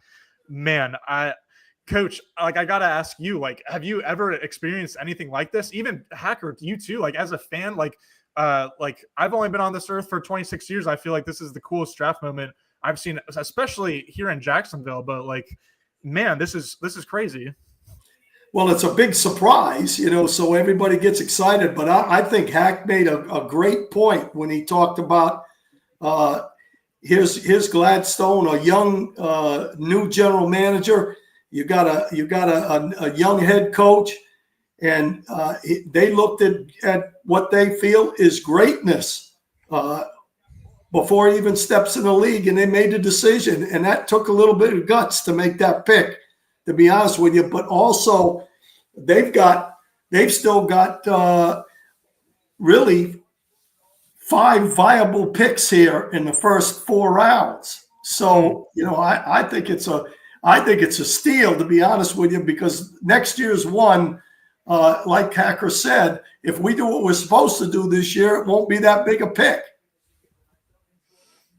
That definitely comes into play. Right now, if you're watching on our video stream right now, we've got a live view of the Lemon Bar. I'm sure Jaguars fans, both at Lemon Bar in Atlantic Beach and across Duval County, across Jacksonville, or across Northeast Florida, across the state of Florida, across the country, across the world, across the universe, wherever they might be, are just infatuated, just off their feet, jumping up and down. I mean, this is incredible. The fact that the Jaguars got the consensus number 1 player on the draft, who's considered the Shohei Ohtani of the NFL, with the ability that he has on both sides of the ball, on both offense and defense. Obviously, the value that he could provide if he matches his ceiling is just astronomical. It's unthinkable. Hacker, what's going through your mind right now? I mean, I'm just almost speechless, which is bad because of what I do for a living. Right. This pick's going to have to work out. Obviously, they gave up a lot. But, man, what a coup by Gladstone and Cohen. You want to introduce yourself to the NFL, and you say, we're here in Duval County. The stuff that's happened here for the better part of the last 15 years is over. This is our time now. Well, you just made that statement tonight by drafting the Heisman Trophy winner and the best player in the draft by all indications, by any draft analyst you've talked to over the last couple of weeks and months combined. Kudos to James Gladstone. Look, you want to talk about excitement? I cannot imagine the Lemon Bar right now. I can tell you this. I got neighbors that are Jaguar fans. I heard some screaming going on over there 2 minutes ago. Duval County's on cloud 9 right now. I'm just almost stunned that Gladstone pulled this off in such a short amount of time. And like Coach said, you still have pick 70. You still have pick 88. You got 3 fourth-round picks because you got a 4th from Cleveland this year. I mean, you can get 3 or 4 other good players along with Travis Hunter, and then you go out there, you do what you need to do in 2025. We won't be feeling as bad about next year's one if it's a pick in the 20s. Now get me some big guys. Absolutely. We'll have a lot of time to talk about what the Jaguars' needs now after they got a two-way superstar at both wide receiver and quarterback in Travis Hunter. Obviously, the trenches are going to be the top of pretty much everyone's mind, but the Jaguars did secure a long-term star talent to catch passes from Trevor Lawrence in his prime in Liam Cohen's offense, and alongside another fellow star wide receiver and Brian Thomas Jr. I mean, this is just unbelievable. I've got a bunch of questions, but first I want to reiterate the point that Hacker made, where this is a statement not just to the people that are in the Jaguars organization, not just to the people in Jacksonville and the people that support the team, not just to the people in the division, but to the entire league, that this is a new regime. They're going about business a new way. And so I think that it speaks volumes. Like, would you say the same thing, Coach, that even if it's one name, it's Travis Hunter, but it says so much more than that, doesn't it?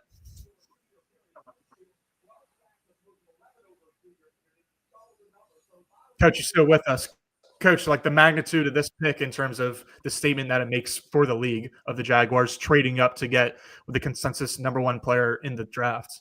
Well, I think it just shows that they mean business. I mean, and I'll tell you, I think they feel a little bit better about this roster than we do, to be able to make that pick. But it shows that they mean business, and they didn't have to give up as much as I thought they would, as we said already. Hey, let's go.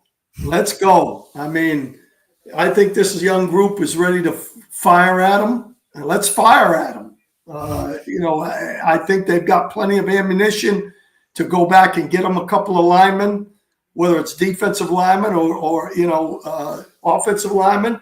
Let's get some big boys and let's go. Hey, quickly, Coach, I wanted to ask you, by the way, Abdul Carter to the Giants for pick number 3 as he's walking across the stage right now.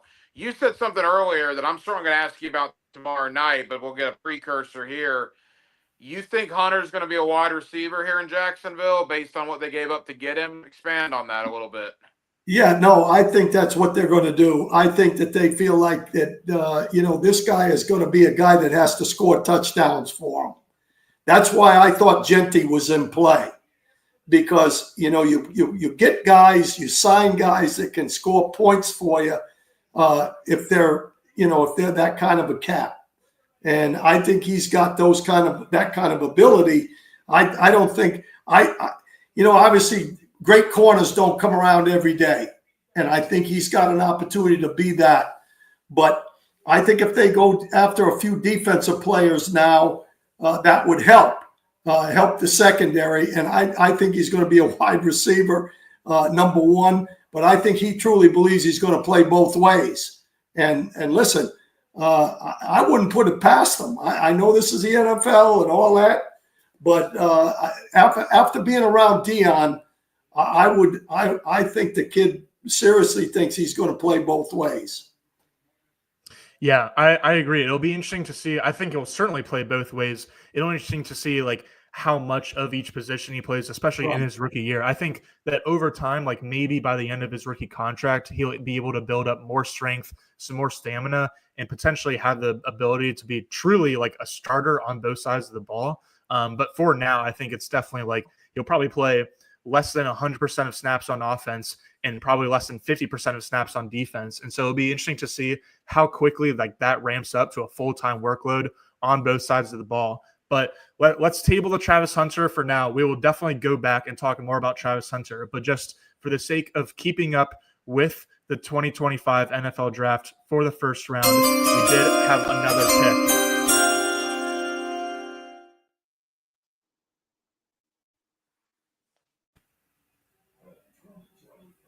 Rusher out of Penn State. Just real quickly from both of you, is Abdul Carter to you a no-brainer pick for the Giants here? Do you question the fit a little bit, considering that they do have multiple good edge rushers on the team? Perhaps Kayvon Thibodeau all of a sudden becomes on the block.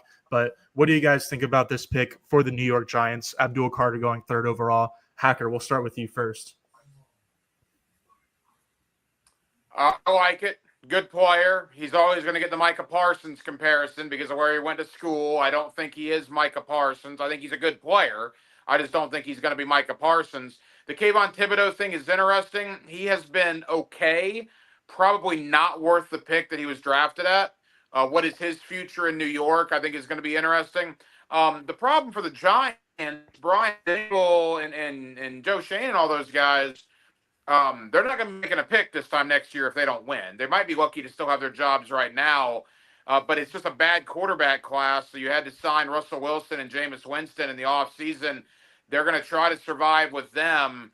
I still don't like the Giants' quarterback situation at all. And if you don't have a good quarterback, you're not going to win a lot of games. But as far as Abdul Carter, coach, I like him a lot, but I don't think he is Micah Parsons. Yeah, I like Abdul Carter. I think he's a guy that, he's explosive as a pass rusher. I think he's a dual guy. He can probably play off the ball a little bit. I think he's got burst, speed. He's got power. He can bend. I think he needs some run work, though. I think he's going to have a little problem on the edge, and he's not a real good, from what I saw of him, as far as his off-the-ball play, he's not a real instinctive gap player. In other words, he's going to take some work if he's going to play off the ball at all, but he is capable of moving around. I don't know that he's Micah Parsons, but I felt that the two blue-chip guys were the guy we got, Hunter, and Abdul Carter. I think both of those guys, if the quarterback wasn't in play, there's no question they would be 1 and 2. Whether or not which one is 1, which one is 2. I think Hunter's probably number 1 and he's number 2. So they got a really good player that deserves to be in the top 2 or 3 picks. Absolutely, yeah. Carter is not Micah Parsons. He's not Myles Garrett. He's not absolutely complete. Just like perfect prospect at edge. He's certainly a great one. As Coach mentioned, though, the off-ball processing could use a little bit of cleanup. I think that his contact balance, as special as he is as a athlete and as a mover, sometimes I think he can be knocked off a little bit more easily than you'd like to see from a top 3 overall selection. But that said, I'd like all of us here certainly expect Abdul Carter to thrive in the NFL for many, many Sundays to come. And so makes a lot of sense for the Giants taking a premium position player with their premium pick, even if they do have some guys on the defensive line already. So again, I'll be interested to see if Kayvon Thibodeau, who was a top 10 pick in the same draft class as Trayvon Walker in 2022, maybe he gets moved by the Giants to another team because of this. And so it looks like the Patriots pick is in. But to just wrap up the talk on Abdul Carter, Trent, you want to hit the Abdul Carter video that we've got breaking down his profile. And then we'll talk a little bit about the Patriots before going back. Offseason, but you know that first step is lethal. He became the best defensive end down the stretch in college football, and that's objective. That's not subjective. That second half of the season, he really took over. So if you want somebody that's versatile, you want somebody that maybe you could move him back to linebacker in a 4-3 defense. He can do it. And watch him turn on the Jets right there. Never touches him. What a change of pace, huh? Yes, it was. Howard steps up. Howard, he'll go down. What a great pursuit from behind by Abdul Carter. His best skill set is just getting him close to the point of the attack. Put him on the line of scrimmage, have him disrupt things. Throughout the game, you better identify where number 11 is. He's that kind of player. He's a first-round pick, and I mean that he didn't even get touched. Somebody that is so good with his attacking style of defense. Penn State just wanted to get him closer to the line of scrimmage. Abdul Carter, the defensive player of the year in the Big Ten.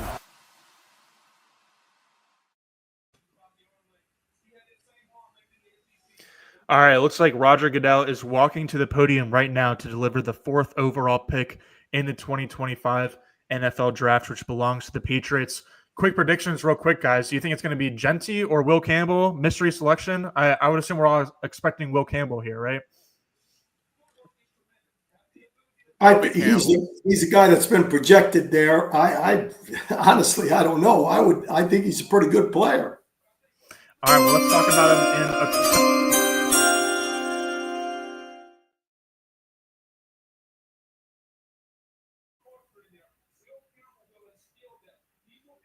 overall pick. Trent, let's start that video now, and then we'll get the thoughts from the guys on Will Campbell, the 4th pick of this year's draft.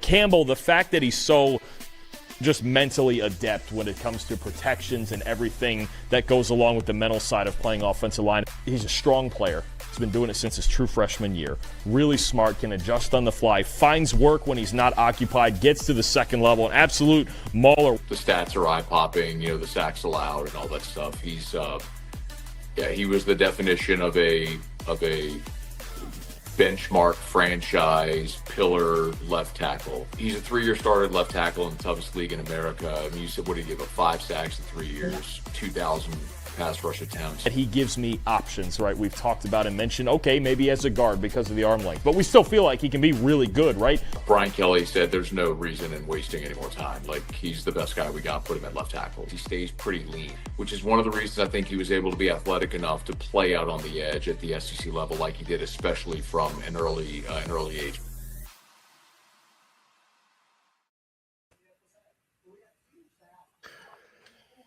All right, Coach Campo, talk to me about Will Campbell. What did you like when you saw him on film, but also just in general? What do you like about his prospect profile? He certainly projects as his profile as an intangibly rich guy on and off the field. So what are your thoughts on Campbell?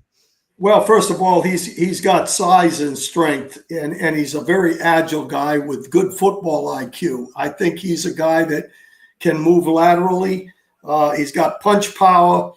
The only concern is his arm length, but I'm not really that concerned because he's athletic enough that he can, he's athletic to be able to move with the pass rushers. I like him from that standpoint. I would say there are a couple other linemen that are going to go here relatively quickly. I would say of the guys, he is to me, I would not say he's going to be a guard. I would say he's a left tackle athletically, and I think that they're getting a guy that's going to be a left tackle for him for a number of years. And I do think he loves the game and he plays hard. I think the only concern is the arm length, and sometimes guys get into his chest, but he's physical enough that he can handle that as well. Pretty cool look on the live stream right now. Will Campbell looks like he's kind of fighting back tears, very emotional, seems very happy to be a part of the fighting Mike Vrabels up there in New England.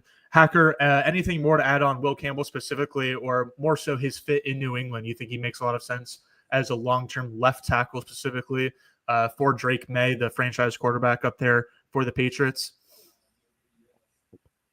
Yeah, you got to protect Drake May. Obviously, they're taking that approach, and he's probably the best offensive lineman in the draft. Again, not the most glamorous pick, but this is the direction I thought Jacksonville was going to go before we got very, very glamorous.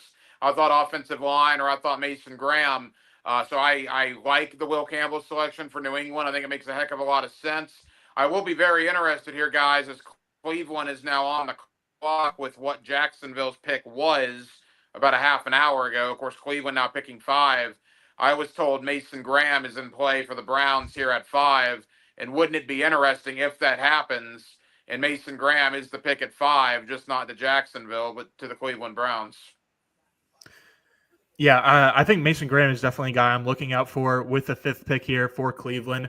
Coach, any thoughts on who you think the Browns might take here with the 5th pick, or what they should do with the 5th pick now that they've traded back from the 2nd overall pick to the 5th pick with the Jaguars so that Jacksonville could secure Travis Hunter? Yeah, not really knowing, what direction they're going to go. To me, Genty is in play just because of where he sits in the pecking order. But I think they're going to go with Mason Graham. Mason Graham is a guy that, helps them. They're a defensive-oriented group to begin with. They've got some edge guys, and he gives them a little bit of explosion and push inside. So we'll talk more about him. But, I think that's going to be the pick. That would certainly make a lot of sense. I almost wonder, we have a lot of people commenting in the comments. Shout out to our commenters. Shout out to our Super Chat commenters, too. Appreciate you guys. But A lot of people saying Shedeur Sanders could be the pick here for the Browns at 5. That wouldn't shock me, honestly, because I think that maybe the Browns were always going to take Sanders no matter what. And so maybe that was part of their what made them willing to trade back with the Jaguars. If they were going to say, we're taking Sanders no matter what in the first round, we might as well try to get some picks out of any team that wants to trade up, and we'll still be able to get Sanders at 5. Then that would make sense to me. But that's not the direction they went. The pick is in.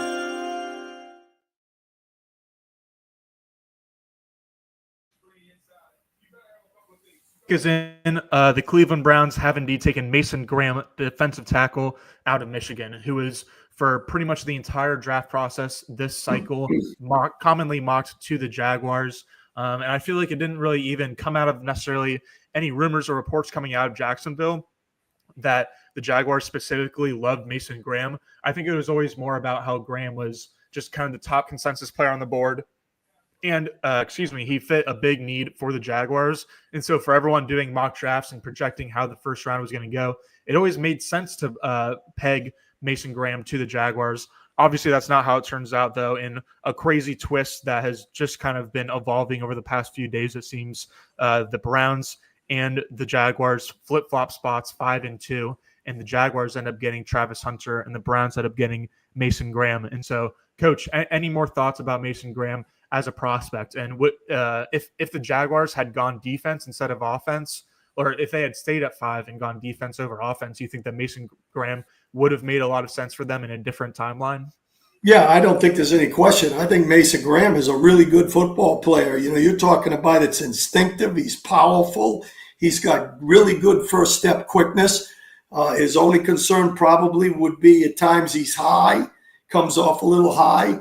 But he's a wrestler. He uses his hands. He can get off blocks. And he's a guy, if you watch his tape, which we will in a minute probably, he's a guy that can accelerate off the ball and go get plays. And he's got a great motor. So that's why I thought, he would probably be the guy there. And, when you make a trade there, what you try to do is you say to the guy, okay, Cleveland, if we make this move, who are you going to take? It's a combination. If Cleveland says to us, were you going to take Graham? If we give you that pick, they probably say, well, we're really considering it. Okay, so let's switch. We'll take the guy we want. Absolutely. Trent, let's play that video that we have of Mason Graham, and then we'll get Hacker's thoughts on the Michigan defensive tackle.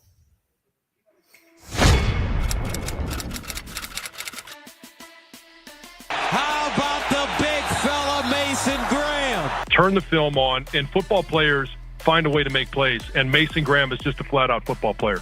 He's a guy that can do it all. He's a 4-down guy, even against, a goal line and short yardage. He's a guy that you want in there because he's great at stopping the run. He's got those wrestling strength, right? He just kind of leverages you, takes on the blocker. He's a wrestler, and he grew up as a wrestler, so he plays with the low center of gravity. He knows how to get off blocks. It's hard to block him. I love his game. I think he's phenomenal. He has hand usage like a veteran who's been in the league for 10 years. And that's the one thing that Mason Graham shows. When you watch film, the guy is all over the place because he can get off blocks and make plays. There's 55, and they single block him with a guard, and he's too quick and nimble. Mace in the place, Mason Graham.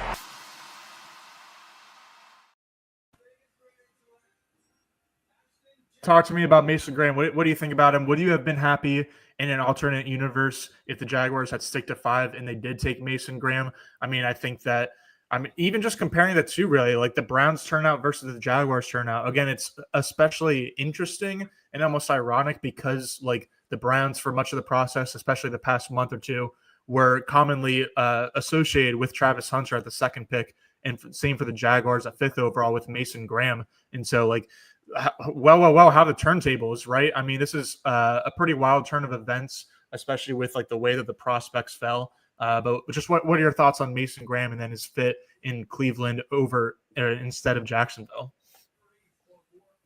Yeah, I'll go quick here, Gus, because Raider made a pick, and it's a guy that I thought, we might be talking about tonight, but he's ended up going to Las Vegas. Mason Graham's another guy I thought we might be talking more extensively about tonight, but the Jaguars made that trade that shocked the NFL world for Travis Hunter. I like Mason Graham as a prospect. I think he'll be great next to Myles Garrett on that Cleveland defensive line. I'm looking forward to see how that works.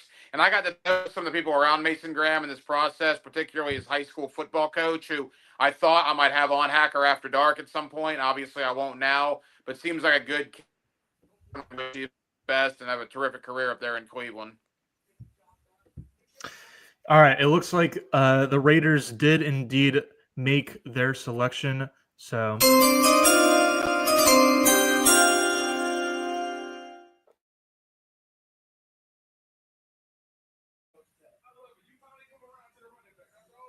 Brent, go ahead and play that video of Ashton Genty whenever you're ready. The Raiders have selected Boise State running back Ashton Genty at 6 overall.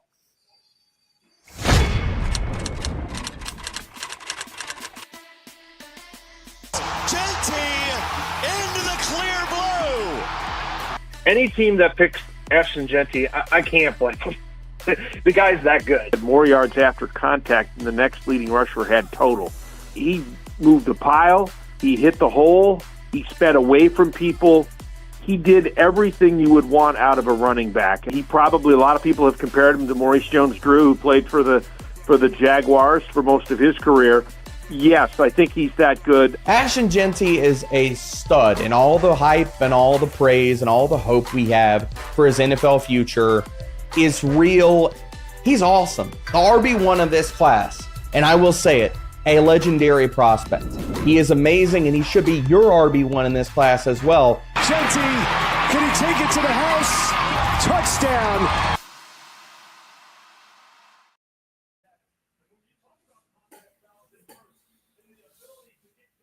Consensus number 1 running back in this year's draft class. Really the consensus top skill position playmaker outside of Travis Hunter, who, as we've broken down, we expect to be a wide receiver first here in Jacksonville after the Jaguars trade up to select him 2nd overall. We will talk more about Travis Hunter in 1 second, but real quick, y'all's thoughts on Ashton Genty to the Raiders. Do you like the fit there, even despite what people may say about positional value for running back? Do you like the fit of Ashton Genty there in Las Vegas with new head coach Pete Carroll? Let's start with Campo. Yeah, I love Ashton Genty. I mean, he's a guy that has great vision. He's very physical. He breaks tackles. He's got really instinctive moves. He's got acceleration. He's explosive. I mean, he just has creative instincts. He's an outstanding running back. I think the only concern that I would have with him at all is the level of competition. Just Boise in comparison to some of the other people that, the schedule was probably not quite as strong. But when he did play against Power 5 teams, he was the same way. I think the guy is kind of a special guy. He's a kind of a difference maker. He's a guy that scores points. I don't have a problem with the pick. I think he's got a chance to have a long career, in my opinion. What say you, Hacker? Yeah, no, I agree. I like Ashton Genty a lot. Again, that's another guy that I was getting, familiar with because I talked to a lot of people around him. I talked to some people out in Boise. I actually was going to have his high school coach on tomorrow night as well. Don't need to do that now. But again, a good kid. You talk about a high character guy. James Gladstone talked about intangibly rich, which is why I thought they might look at Genty among his talents on the field. I mean, you won't find somebody to say a negative word about Ashton Genty. He's a great dude, a great teammate. And it'll be very interesting to see if he can become the Marshawn Lynch, if you will, of that Raider offense now that Pete Carroll is in charge of Las Vegas. Absolutely. Shout out to producer Trent for making this amazing graphic. Video stream watchers right now can look at the top 6 picks as have played out so far in this draft. The Titans, no surprise, went with quarterback Cam Ward with the 1st overall pick.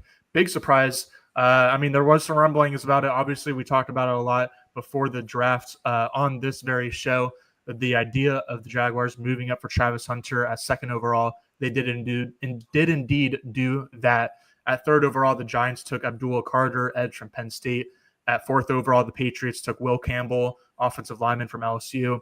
At 5th overall, with the Jaguars' original selection, the Browns went with Mason Graham, defensive tackle from Michigan. And just now, the Las Vegas Raiders went with Ashton Genty, running back from Boise State, the 2024 Heisman Trophy runner-up behind only new Jacksonville Jaguar Travis Hunter. It looks like the pick is in for the Jets, but let's put a sidebar or table the general NFL picks for a second and go back to talking about Travis Hunter. One question that I have for both of you guys, and we can start out with Coach Campo for this.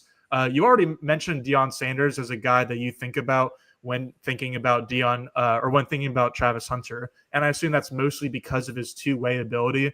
But beyond Deion, is there anyone, like even if you're just looking at Travis Hunter as a wide receiver or just looking at Travis Hunter as a cornerback, is there any other players that you are reminded of either when you watch him on film, when you hear him in press conferences and like media interviews, just like what does this guy remind you of to give Jaguars fans who might not be familiar a better picture of this player? Well, first of all, I don't know that I can compare them because, a lot of the corners I was around and have seen are a little bit bigger. They're a little bit, stouter in some areas. But I can tell you this, the guy, when you talk elite, it's elite. And that's the biggest thing to me. I don't know I could compare him to anybody other than Deion that I've been around, because Deion was that same type of a player. If you threw the ball over at him, there was a pretty good chance he was going to intercept it and put it in the end zone. So when you're talking about defense, there's no doubt in my mind that the guy is a quality corner that if he was just playing corner, he'd be one of the best corners, in my opinion, going forward in the league for a number of years because of that ability. Plus, he loves the game. He's not afraid to tackle. Even though he's not a big guy, he's not afraid to tackle. He'll get you on the ground. Deion Sanders made business decisions. He'd probably make the same business decisions on whether to, when to let it eat or not. As an offensive player, he's different than most of the receivers in the league. I don't even know I can compare some. Hack probably has watched more guys since he's been doing the shows. He could probably answer that question better than me. I know we didn't have one in Dallas. Jimmy Smith for us here in Jacksonville, I don't know. You can't compare him to him either. The guy's a special guy. What do you think, Hack? From an athlete point of view, the three guys that Travis Hunter gets linked to the most, not for body size or anything, but just strictly for playmaking ability, athletic ability on offense and defense. Deion's obviously one, Charles Woodson's two, and Champ Bailey's three. Now, those are three Hall of Famers, right? Now, I'm not going to sit here and tell you Travis Hunter is going to be a Hall of Famer. That would be wonderful. But all three of those guys did something on offense in college. And then obviously all three were terrific defensive backs. Woodson winning the Heisman Trophy just like Travis Hunter did. So those are the comparisons that you get. From a wide receiver point of view, you sometimes hear Odell Beckham Jr.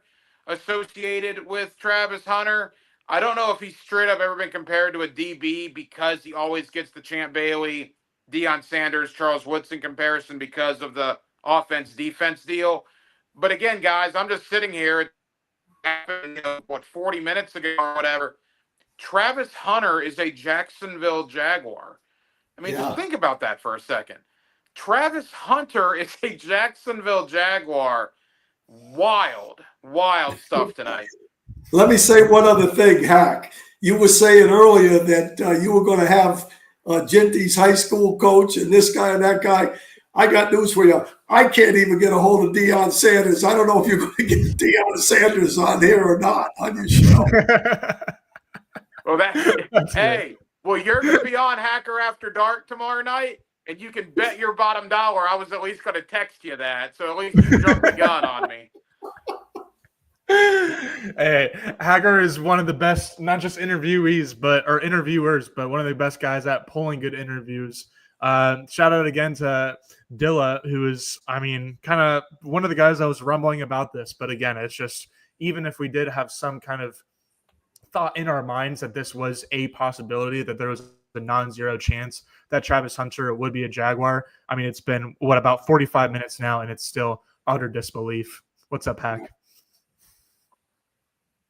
Quickly, you mentioned Dilla. I want to give him some flowers. I've had Eric on, I call him Eric, Dilla. I've had him on a bunch in the last, couple of months, and I'm going to start having him on more and more periodically as we get closer to the season. He nailed it this week. On Tuesday night, I mean, don't take my word for it. Go back and listen. 48 hours ago on that interview, he talked about Cleveland. He talked about Jacksonville. He talked about trading up. He was the one that was mentioning the Mason Graham to Cleveland stuff after the trade. Dilla, you talk about Dilla bombs and stuff, and he's been doing it for years. That guy's legit, man. I'm happy he's a frequent contributor with me now on Hacker After Dark. Yeah, Dilla, as I call him, just because I haven't met him in person, but I know for a fact that Eric is good people, and so shout out to Eric. Appreciate him for going on Hacker Show. Appreciate him for what he does for the Jaguars community. It's beyond just providing scoops. He definitely helps to build the community too, which I think is important. But to go back to the comparisons in terms of Travis Hunter, I think certainly it's hard to come up with not even just realistic ones, but like, I guess realistic ones, like, because Shohei Ohtani like feels like just as crazy, but also like it makes sense as Deion Sanders. As much as like you don't want to compare anyone to those two guys, if it's going to be anyone, it's going to be Travis Hunter. There's one of the cornerback names that I've seen commonly compared to him is Darius Slay on the defensive side of the ball, just because he's an athlete who also has great technique. And then Odell Beckham, as Hacker mentioned earlier, is definitely the guy that not just I've seen a lot of comparisons to, but I see myself when I watch him, just because like he moves unlike anyone else, almost like Justin Jefferson too. Like those two former LSU stars, like it's just at a different speed than anyone else playing in the football league, especially the guys that they're going up against. But it's not just the way that they move. That's definitely a big and maybe the biggest part of it, but also the ball skills that they have. Like these guys aren't just athletes, they're football players too. Talking about Odell and Travis Hunter and like all these guys that we've mentioned in the same breath as each other. Like they're one of one guys, because again, they're not just athletes, but they're football players who have the skill and the technique and the want to and the will and everything that you could possibly want, intangibles both on and off the field. And so again, for the Odell Beckham comp, it comes to just special movement ability, whether that's going off the line of scrimmage, whether that's breaking tackles, whether that's breaking routes at the top of the stem, whether that's making sideline catches with freaking two fingers. We'll see if Travis Hunter is able to produce any highlights like that at Everbank Stadium in Jacksonville, Florida, for at least the next 5 years of his career, assuming that his fifth-year option will get picked up by the Jaguars. I can't see any reason that it wouldn't be. Let's pivot for now. We can always return back to Travis Hunter, of course. I do have a follow-up question for Coach that I don't want to forget about what he's talking about with Travis Hunter's lack of size at cornerback. I think it's definitely worth talking about. But for now, let's update the people on the first round.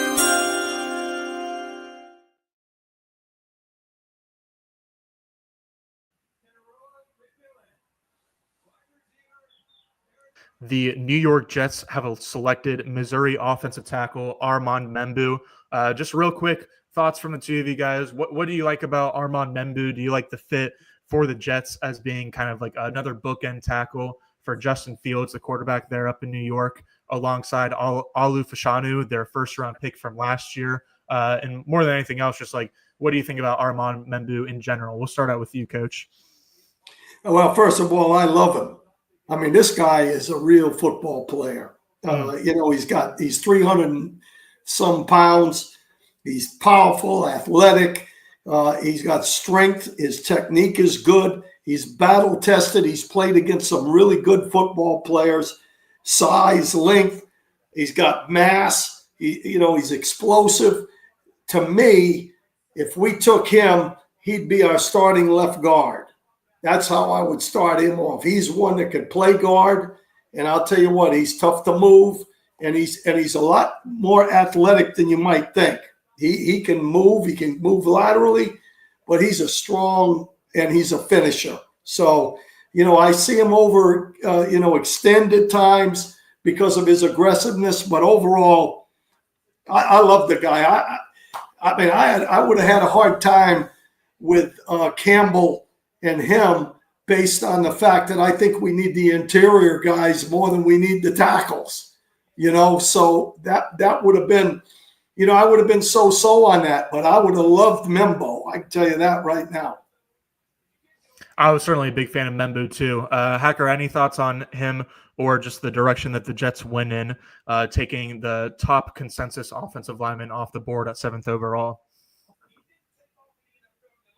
Yeah, my thing about Membo is I'm going to defer to Coach on this because obviously he's got a lot more experience on this topic. My one response would be, again, the draft guys that I've had on, some people really loved Membo. Some people had him third behind Campbell and Kelvin Banks. So it really depends who you talk to about him. They were kind of all over the board as far as opinions, which I'm always fascinated how that works out. All these guys that do basically the same thing, but they have different evaluations on guys. Membu was a guy that had much different evaluations. You see, I agree with that. I like Banks too now. I don't know that there is much difference, to be honest with you. But I like Membo a little better because I just think he's in my mind, I was kind of looking at him as a guard. That's how I looked at him. And it's because in my mind, we need that interior guy. That makes a lot of sense. Yeah, I feel the same way, Coach. Let's move on, though, to get to the 8th pick, which is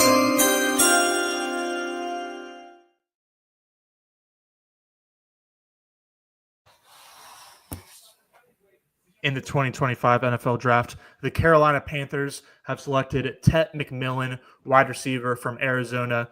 They go get another big body, another great receiver for Bryce Young to continue to develop there in Carolina in Dave Canales' staff. A little bit surprised, I guess I am, to see Tet come off the board here. Not because I don't think he's deserving, and I think it does make sense to give Bryce Young more weapons. But I thought they were going to go defense with this pick, and specifically Jaylen Walker. And so what do you guys think about Tet going to the Carolina Panthers, starting with you, Coach? Start with me? Yes, sir. Oh, okay. McMillan's good. He's big. He's agile. He's a guy he's got a good catch radius. He can separate. He's got good elite short quickness. He doesn't have the big speed, but he does have enough speed to go deep. He's got some burst. He's a power forward in basketball. He's an athlete. He can fight for the football and go up and get the ball. He would have been, in my mind, I think it was Hayes that might have said it earlier, or Hack, I can't remember. But on McMillan, the problem you have with McMillan, I agree with that everybody's looking, can he be a number one? I'm not sure that he's a number one right now. I think he's a number two, and that would have been great for us. So as I look at him, he's got a lot of the things. The thing that concerns me is that I don't know if I said this before. I keep thinking I said it already, but I was with Pittman, the receiver from the Colts, when I was at SC. And Pittman is a similar type receiver to McMillan. He's a really good player. And he's an everyday, all-day sucker. Whereas McMillan, I hear some things about him not loving the game as much as some of the other receivers, other guys out there. So I have a little bit of a concern. But overall, he's a good football player. Yeah, I think the Michael Pittman comparison is a really good one in terms of both realisticness, but then also just like accuracy. I think that there's other guys that McMillan has been compared to in this draft cycle, especially Mike Evans and even T. Higgins and even Drake London are all a bit rich for my flavor. I think that T will certainly be a productive and good NFL receiver for a long time, but I don't know if I see him quite in the mold as those other guys. I think that Michael Pittman, who's more of like maybe not a true number one, but certainly a wide receiver that would be useful for pretty much any offense as a bigger bodied receiver, but still has kind of like the nimbleness and the movement skills to be able to separate on like medium, intermediate routes and be able to be a sure target for a quarterback. That's helpful, again, to pretty much any offense in the NFL. And so before we move on to the Saints selection, Hacker, do you have any thoughts on Tep before we move on? Yeah, the thing about McMillan, like Coach said, does he love the game? Now, he went on that podcast like 2 years ago, and he talked about, not really loving football. The thing that really was the red flag for me was the film. So he doesn't need to watch film on his own because they do that in the wide receiver room during the week. Now, was that just a 19 or 20-year-old kid that had a bad moment on a podcast?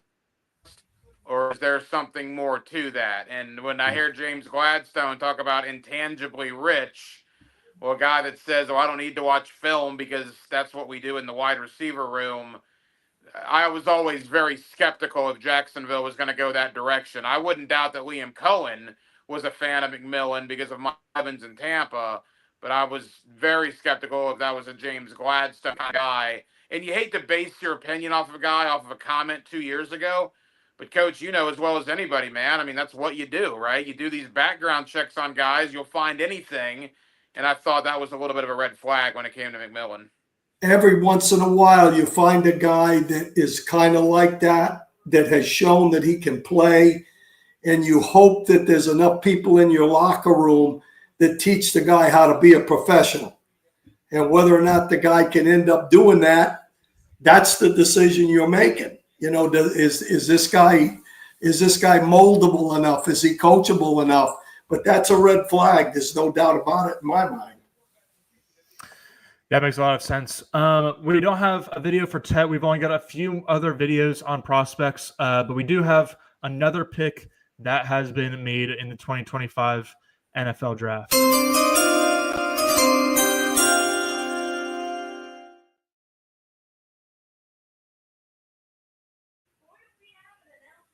The 9th pick in the 2025 NFL draft, the New Orleans Saints have selected Kelvin Banks, offensive lineman, offensive tackle prospect out of Texas. The Saints, even though there were certainly rumors about them potentially taking Shedeur Sanders or Jackson Dart or a quarterback with this 9th overall pick, maybe even going with an offensive weapon like a Tyler Warren, they end up building the trenches up front and go with an offensive line prospect. So, Coach, what are your thoughts on Kelvin Banks, who I think was probably pretty high on the Jaguars' board for this draft class? Yeah, another big body, all the tools. He's an excellent athlete. He's got power. He's got quick feet. He's a good athlete, a really good athlete. He's got short explosion. He comes off the ball well. He's got a low center of gravity. He's another guy in my mind that could be a tackle or a guard. He's probably a right tackle or a guard. I don't know that he's a left tackle, but he's a tenacious finisher. And that's why people probably like Banks as much, if not a little bit more than Membo, because of his motor. Everything, he's a finisher. There's no doubt about it. So I think Hack, like you said, there's mixed deal there. But listen, there's a run on those tackles right now. When you get 3 tackles in the top 10, they're pretty good players, but they're important.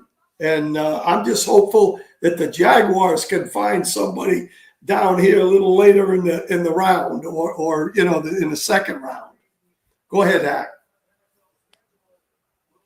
Yeah, 3 tackles in the top 9. That's a very interesting situation, like you mentioned, Coach. And I think it's time now to talk about a situation that's developing, and that's Shedeur Sanders. I mean, New Orleans, the status of Derek Carr, they have Spencer Rattler, right? I guess Taysom Hill, but Spencer Rattler, and they don't take Shedeur Sanders. So now we're probably going to be waiting a while for Shedeur Sanders, which is pretty interesting development. Some thought 9 in New Orleans was maybe where he would end up. Yeah, absolutely. This is definitely going to be, fortunately for us, everyone in Jacksonville, even including us media members, the Jaguars will be like the talk of the draft, especially in this first 10 picks, moving up, being aggressive from the 5th overall pick, trading up to the 2nd overall pick to secure Travis Hunter. Beyond that, though, obviously, as Hacker is saying, the situation with the quarterbacks is prevalent and kind of up next in terms of the talking point across the entire league.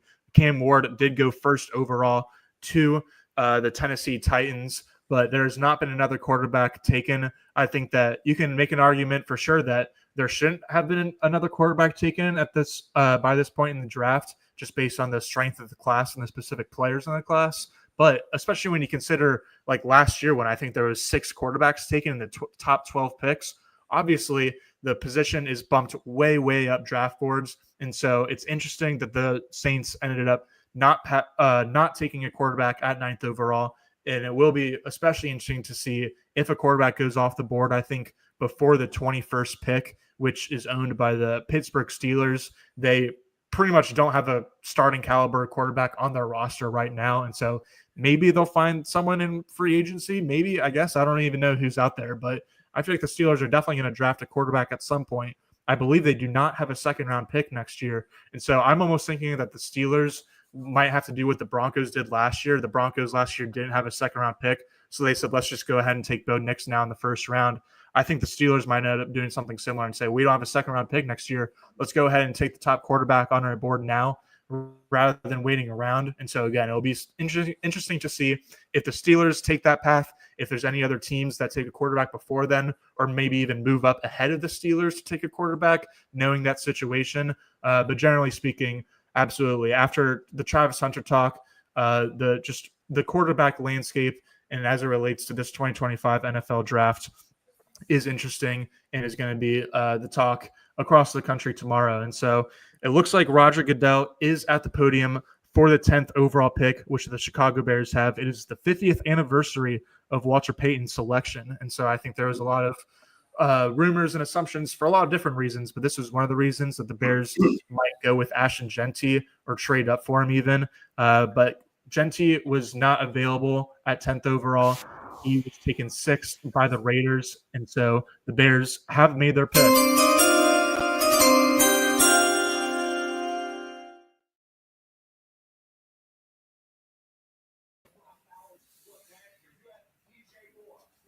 Pick in the 2025 NFL draft, the Chicago Bears have taken Colston Loveland, tight end out of Michigan. Trent, go ahead and click the Colston Loveland video when you have a second so we can learn more about the first tight end off the board.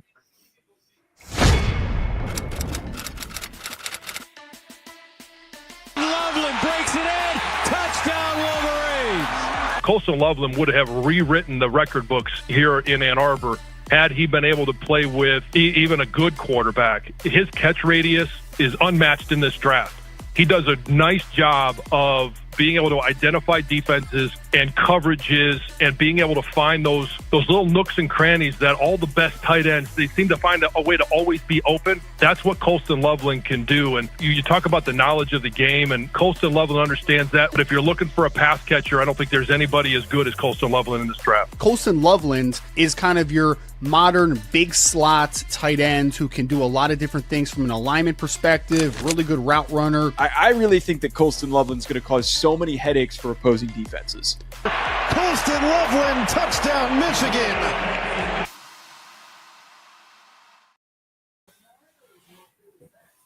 Those videos are awesome, aren't they? Shout out to Trent for cutting those up and providing them for us here on tonight's special edition of Duval Rundown, Draft Night Edition, breaking down most of the first round of the 2025 NFL Draft, including, of course, the Jaguars trading up for Travis Hunter at 2nd overall. But let's talk about this 10th overall pick real quick, gentlemen. Colston Loveland is off the board to Chicago.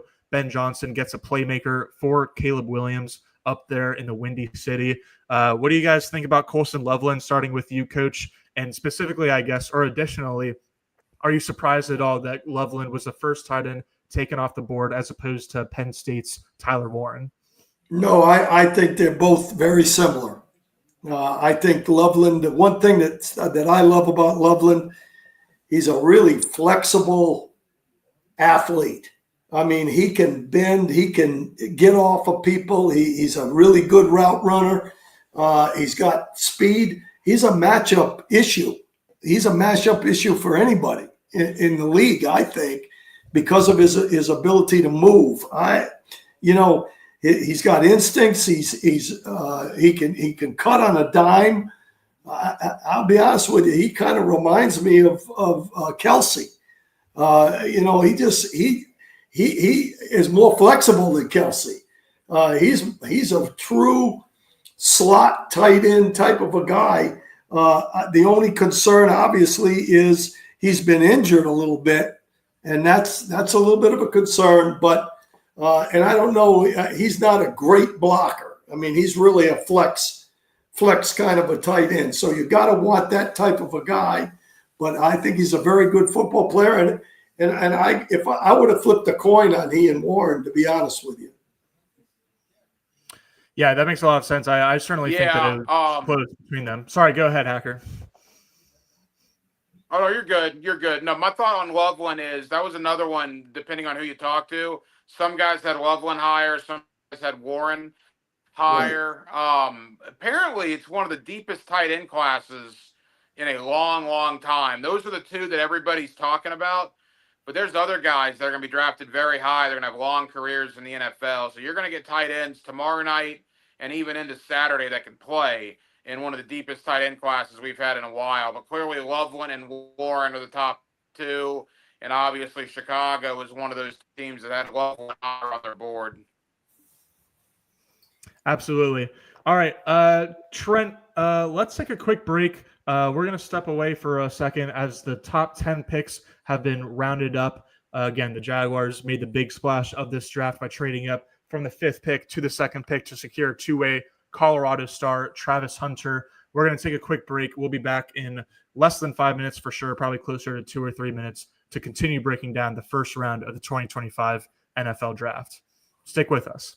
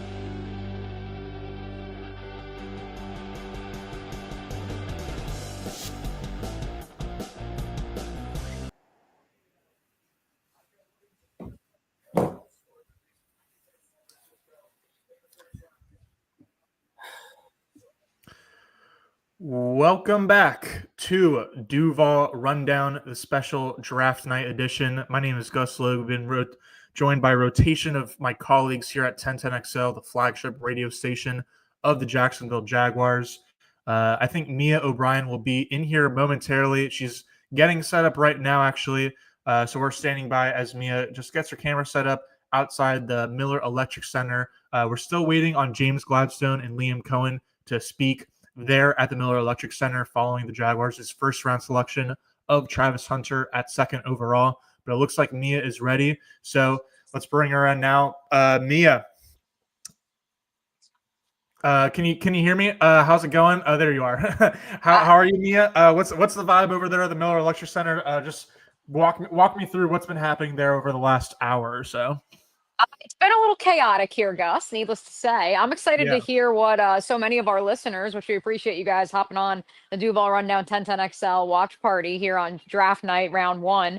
I'm very excited to hear what you guys think, because ultimately, and I don't think this is any surprise, where I am currently right outside the media room, and maybe this is every media room in the National Football League. There's some who are skeptical. There are some who say this is way too much capital to give up for a player who we don't even know if he's going to play both ways. For me, I think it's as bold as they possibly could have been. I also think it's the right move, Gus, when you consider the drop-off in blue chip talent in this class once you got past Travis Hunter and Abdul Carter, which, as I've reported as well, Abdul Carter, obviously a little bit of a different personality, maybe not the ideal one to walk into a new locker room, a new fresh start, a new regime like Liam Cohen and James Gladstone are assembling here. Whereas Travis Hunter, the intangibly rich building block that so many have sought after to bring not only to their university, but now their National Football League program. Right. So Hunter aside, just like, or his name aside, I guess, like what do you think that this move tells us about the Jaguars and how they view like their roster? Do you think, generally speaking, they view this as a roster that's ready to compete, perhaps more than the outside perception? Do you think that this was an indication that they were not happy with their wide receiver depth after Brian Thomas Jr.? Just like, what have you gathered? What does this pick tell you about the Jaguars and how they view themselves? Yeah, I was just speaking with Jamal St. Cyr of Channel 4 here in Jacksonville, and he agreed with me that while so many heard Tony Baselli's comments about this is ground zero, and they interpreted that as you need more picks to fill more holes, and you're going to build from the inside out along the offensive and defensive line, I think what he ultimately meant was that the critique of the Jacksonville Jaguars under Trent Baalke and Doug Peterson has been that they are good, not great. There's a lot of green dot players. There's not many blue chip upper echelon players, top 5 at their position. This is a move that firmly says we are in the market to go get those players. It doesn't just matter about quality starters. Certainly you need those quality starters, those middle third, bottom third of the roster guys, but the Jaguars needed more star power. And I don't want that to be interpreted as they need star power to sell tickets or to become flashy or become the talk of the National Football League. They need star power because that's what elevates your ecosystem, is having an Aaron Donald, having a Jaylen Ramsey, all of the controversy and personality aside, having those alpha players is so important, and the best teams have those players. The Jaguars have not had that player, or at the very least, they haven't had players who've developed into those players. This all but sure puts you on the path to potentially having another blue chip player besides Brian Thomas Jr. and hopefully Trevor Lawrence and Josh Hines-Allen in the years to come. Appreciate you, Mia O'Brien. We'll stick with us for a few more minutes as we check out the current draft board. The top 10 is Cam Ward, Travis Hunter, Abdul Carter, Mason Graham, Abdul Carter, then Will Campbell at 4, Mason Graham at 5, Ashton Genty at 6, Armand Membu at 7, Tet McMillan at 8, Kelvin Banks at 9, Colston Loveland at 10. I actually can't see who the 11th pick is with my face right there blocking the screen. Thank you, Trent. Shout out Trent. What a good producer. Michael Williams, the Georgia edge defender, went to San Francisco while we were at break. And then Tyler Booker, the guard from Alabama, went to the Cowboys at the 12th pick. So the Dolphins are now on the clock. But to go back to Mia, to go back to the compensation too, that's something that you and I discussed about an hour ago now, if not longer ago. like what the compensation would look like if this deal were to get done for the Jaguars. We agreed that it was going to take 2 first-round picks for sure, but then probably 2 day 2 picks as well. It seemed like the Jaguars ended up sending Cleveland a little bit less than we expected. Do you think that, just generally speaking, even beyond our expectations from an hour or two ago, do you think that the league as a whole perceives this as fair? Do you think that is the media room perceiving this as fair? What are your thoughts on the trade compensation for the Jaguars moving up from the 5th pick to 2nd overall? I will tell you, I think the media room doesn't know how to react because we've never seen a trade of this magnitude here with the Jacksonville Jaguars. So let's get that out of the way. I was texting with a source in the college ranks, and I said, in jest, but the person agreed. If you've seen the movie Draft Day, the Cleveland Browns fleece the Jacksonville Jaguars. In my estimation, we have reversed that curse here in Jacksonville because I believe the Jaguars and James Gladstone just fleeced the Cleveland Browns. And again, we don't know what Travis Hunter is going to be. We don't know if he will live up to the billing. I mean, there are those who argue that Trevor Lawrence is not the player that he was promised to be, and certainly we haven't seen quite the level that we want from him, and we still believe that he's going to get there. That could very well happen here. But the fact that the Jaguars still have 10 picks in this year's NFL draft, I understand they have to give up this year's 2nd. That perhaps for me is the biggest sticking point. I already saw those on the timeline on X who are already saying, well, the Jaguars just gave up a top 5 pick next year. Okay, you're the Jaguars. What do you have to lose? For me, it makes perfect sense. And the fact that you have 10 draft picks in this year's class, you have a majority of those picks, yes, on day 3, but ultimately James Gladstone had 3 top 50 picks in his 3 years as the director of scouting strategy with the Los Angeles Rams. They went to the playoffs the last 2 years. So I would argue that I trust him to find talent that can fill that middle third, that bottom third of the roster out in both day 3, the 2 third-round picks, which the Jaguars still have as of this writing, as well as undrafted free agency. Now, Mia, a lot of my questions, both to you and throughout this draft show that we've had on Duval Rundown on 1010XO social media platforms, a lot of my questions regarding Travis Hunter isn't even about Travis Hunter. I'm trying to, again, remove the name from the equation and just try to focus more so on the process that's led up to this, especially with Coach Campo emphasizing at the top of the show that this is more about the process that general managers take more so than the results. But we've talked about process plenty. We're going to continue to talk about the process that led the Jaguars to this pick, to this player. But tell me about the player. Tell me about what the Jaguars are getting in Travis Hunter, both on and off the field. Yeah, I mean, I won't lie. I had questions about whether or not he would grade out as the top wide receiver in this class, or rather, should I say, comparatively to other wide receiver classes. I don't think he's the number 1 wide receiver in last year's class, certainly with the talents of Brian Thomas Jr., Malik Neighbors, Marvin Harrison Jr., Rome Odunze, among others. But certainly in this class, he was the top wide receiver. On the defensive side of the ball, which is ultimately where I had some reservations as well, dating back to the actual college football season, because I started hearing some rumblings about this idea of, well, he can't really play on an island. He's more of a zone corner. I don't have any of those concerns now with the little bit of intel I have had into Anthony Campanelli's defensive scheme and what the Jaguars expect to run in 2025. I was told that Travis Hunter fits perfectly for this defense. And ultimately, it goes beyond the X's and O's, as we all know, Gus, because it comes down to the intangibly rich buzzword, yes, but it comes down to he is an alpha.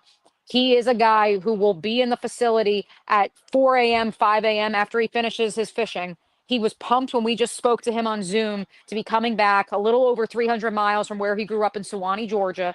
Ultimately, yes, he was never a Jacksonville Jaguars fan, but he told us he was keeping tabs on the Jaguars throughout the 2024 NFL season, knowing full well he'd be entering the draft, knowing it was a potential that he could come home to the state in which he was born in. And ultimately, that is where we find ourselves. I thought it was interesting when we just spoke with him. He actually told us that, I guess, his agent kind of had an inkling that this could be the case a couple days ago. And so Travis logged on to Zillow and started looking at houses in Jacksonville just for fun. It'll be cool. So let me just take a look. So he's already got some houses earmarked. So I think that's elite. I'm very, very excited to see, what is in store for us tomorrow when Travis Hunter lands here in Duval County for his first media availability. Well, obviously we'll continue to have plenty of media coverage on the entire Jaguars draft, but especially when it comes to their new star pillar and the new pillar of the franchise in Travis Hunter. Mia, unless you've got anything else, I'll let you go, since I know that James Gladstone and Liam Cohen will be talking to press, maybe not momentarily, but certainly coming up here soon at the Miller Electric Center. But thanks so much for stopping by, Mia. Absolutely, guys. Thank you, guys. All right. Trent, let's do a little lemon bar review before we bring in Coach Campo and Hacker to continue to break down the first round of the 2025 NFL class. Maybe we can get a quick look at what's going on at Lemon Bar, what the scene is at the Jaguars' Duval draft party right now. It's looking a little dark outside, so we are also going to bring back Coach Campo and Hacker again to continue to break down the first round of the NFL draft. I'm not sure, fellas, can you do me a favor? Did anyone make a pick after the Cowboys at 12 taking Tyler Booker? Did Miami pick? Yeah, Miami did pick. It looks like Kenneth Grant, the defensive tackle from Michigan. Wow. Okay. That's one of the biggest surprises to me in terms of just draft capital. I thought Kenneth Grant was going to be more of a late first rounder, maybe even fall into the second round. Certainly the way that Coach Campo, though, was talking about teams like prioritizing offensive line and the importance of that position, I think you can say the same thing about defensive line too. And so Kenneth Grant, I believe, is the second defensive tackle taken off the board after only Mason Graham. What do you guys think, starting with Coach Campo, about Kenneth Grant going to the Miami Dolphins with a 13th pick? Well, I still have a little bit of positive feelings about Mason Smith, our defensive tackle, as a 3 technique. If he gets himself right professionally, we've got the 3 technique. I was looking at Grant, hoping that we could move back. If we'd have stayed at 5, that we could move back into the top of the first or get him at the second one, because this guy's explosive. He's big. He's powerful. 300 pounds, 330. And he's an athlete now. He's not a plugger. He's a nose. He needs pass rush work, and a little bit of conditioning, but consistency. That he's got to improve, but I'm going to tell you right now, he's a stack and shed guy that can get off blocks, and he is tough to move. If I would have loved to have had him. To me, he's a Henderson. He's a Henderson. We need a guy like that. We need a guy to stop the run and is athletic enough to not just be a stationary guy. The guy that can get off blocks and run, and he can do that. And I think he'll improve. But the only concern is, he's a little heavy. Let me put it that way. Hacker, anything to add before we move on to the Colts' 14th overall selection? Yeah, the Colts just made an interesting pick, which I want to comment on when we do, because obviously that affects the Jaguars a lot more. But Kenneth Grant's a good player. You're right, second only to his teammate Mason Graham as the defensive tackle position. Look, Miami's in an interesting spot because Jalen Ramsey apparently is going to get out of there. There's some talk about Tyreek Hill. Mike McDaniel's job might be in potential danger. So it's interesting that they go Grant here on the line of scrimmage, as opposed to doing something maybe in the secondary or at wide receiver. But I guess they went best player available, and that was Kenneth Grant for the Dolphins. Yeah, that's what it seemed like. I think starting around this area, if not earlier in the draft even, is definitely a best player available BPA type of approach for the majority of teams. So again, 13th overall pick, the Miami Dolphins go with defensive tackle Kenneth Grant. The Colts just made their pick.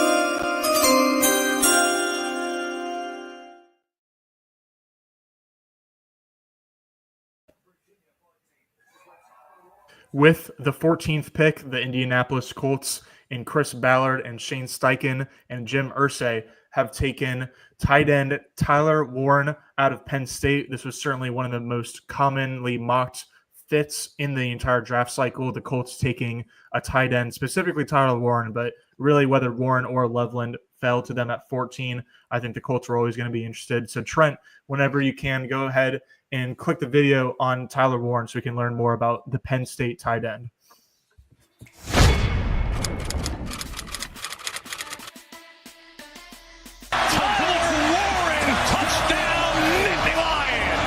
But if you want that day one starter that is, a traditional tight end, can block and can pass catch as a solid short and intermediate pass catcher, you're looking Tyler Warren. Because he can run a streak down the field, and when in double, triple coverage, he can take a screen pass for 20, 30 yards. He's fast described as the best kept secret in college football for a while. And the chatter, if you paid really close attention to Penn State, is that Tyler Warren's going to explode. And then he took over and became a superstar. You're adding a game-changing weapon. Tyler Warren's a team-first player, regardless of who the quarterback is going to be. Warren will do what is necessary to help the offense. There's a lot of strengths we talk about with Tyler Warren, and it goes everything that you want to connect to being a tight end.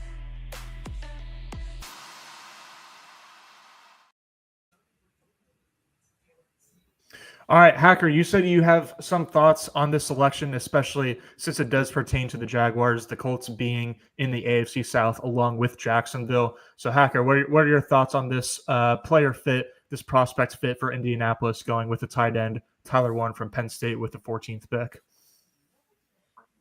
I like Tyler Warren a lot, and it's funny he goes to Indianapolis because you talk to people and there's some similarities. It's not a full comp, but some similarities to Dallas Clark, who obviously was an Indianapolis Colt and a very good player.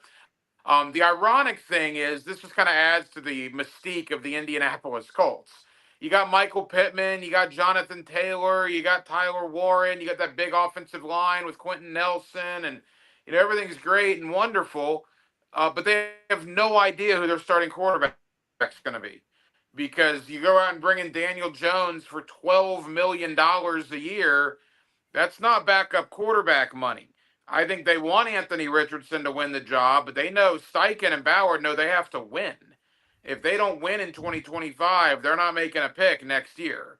So you got a full-blown quarterback controversy on your hands.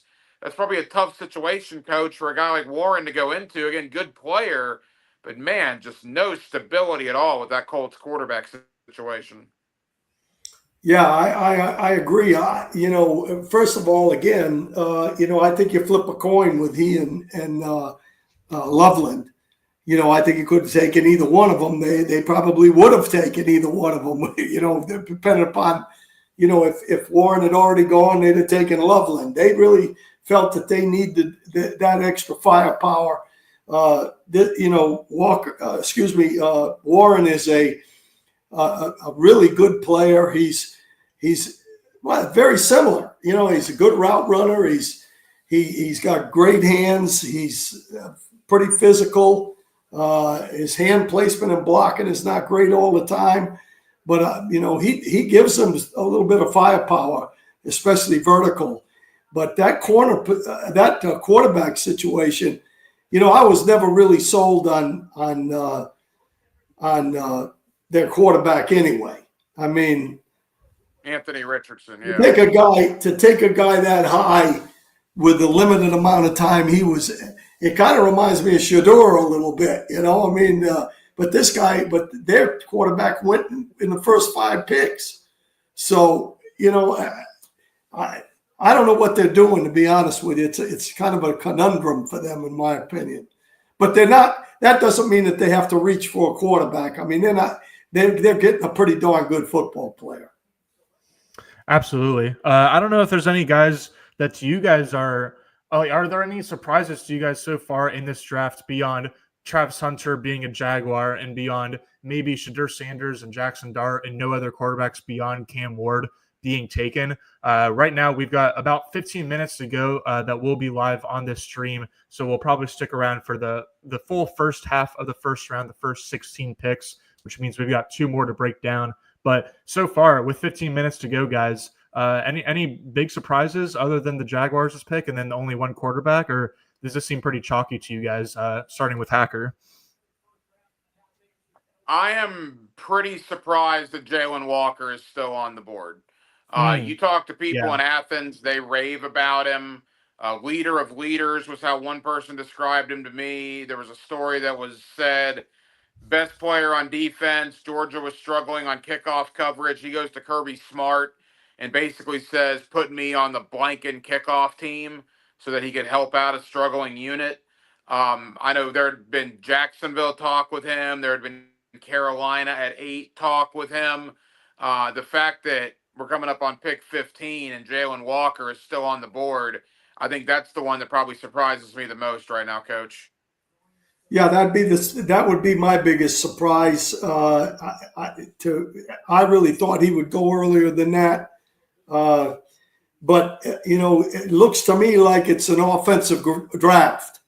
It looks like when you look at the draft, the offensive players are rolling, and once the offensive players start rolling, it usually rolls for a while. I can see Walker coming here in the next couple picks. And I would say he's the biggest surprise to me as well. But I think you're going to see Nolan. You're going to see, guys like that coming off the board here. Will Johnson, oh gosh, I'm trying to think. Simmons, the offensive lineman. Yeah, you're going to see some of those guys start to come off now. Yeah, Jaylen Walker for sure is a good shout. I'm also interested to see like when the next kind of crop of receivers starts. I feel like Matthew Golden especially was mocked as high as 12th overall to the Cowboys. The Cowboys, I thought they would be really interested in Gray Zabel, the guy of North Dakota State. I think you were a big fan of his game, especially, Coach. I thought Zabel was going to go to the Cowboys. Instead, they go with Tyler Booker out of Alabama. That was a little bit higher than I expected, but certainly wouldn't necessarily call it a reach or anything like that. And so, yeah, we do have the Atlanta Falcons' pick.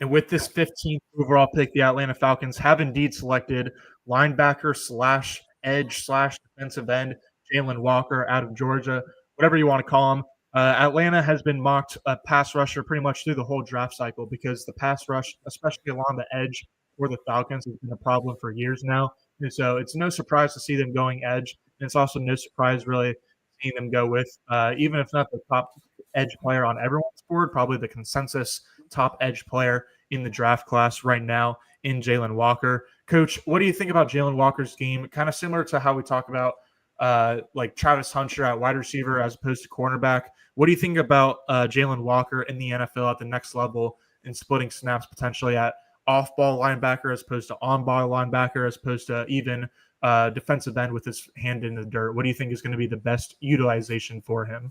Well, I think he's going to be utilized more as a pass rusher than anything else. I don't know that he's that clean as a inside linebacker. He's got some work to do there. I don't think he's really instinctive gap-wise and some of those kind of things. But he has the intangibles. I mean, he plays hard. I think he's going to excel rushing the passer on the edge. He'll have the ability to drop, some but he's kind of a dual guy. In other words, if they feel like they can teach him to be a linebacker, but he's explosive in pursuit. He's got good speed to power, rushing the passer. He's a good football player. I don't have any. I'm with Hack. I'm surprised it took him this long to pick him, but I think it's probably because he's a smaller guy, so it's got to be somebody with a 3-4 kind of a mentality, and as an outside linebacker rusher, and it's got to be somebody that feels they can use him a little bit inside. I bet the Arizona Cardinals are probably a little bit PO'd right now because I feel like Jaylen Walker makes a lot of sense for the Cardinals, especially as a high character guy. I think that the Cardinals under Rich Gannon over there, or Rich Gannon, that doesn't sound right. Under the head coach for the Cardinals, his name is escaping me, but he definitely seems similar to the Jaguars as a guy that certainly hunts up intangibles on and off the field. Jaylen Walker certainly fits that. Hacker, any thoughts on this fit for Walker to the Falcons before we move on? Well, he doesn't have to move very far. It's always cool to see a guy start in a Yeah, in a they finally state got a and Georgia stay in guy, that huh? state.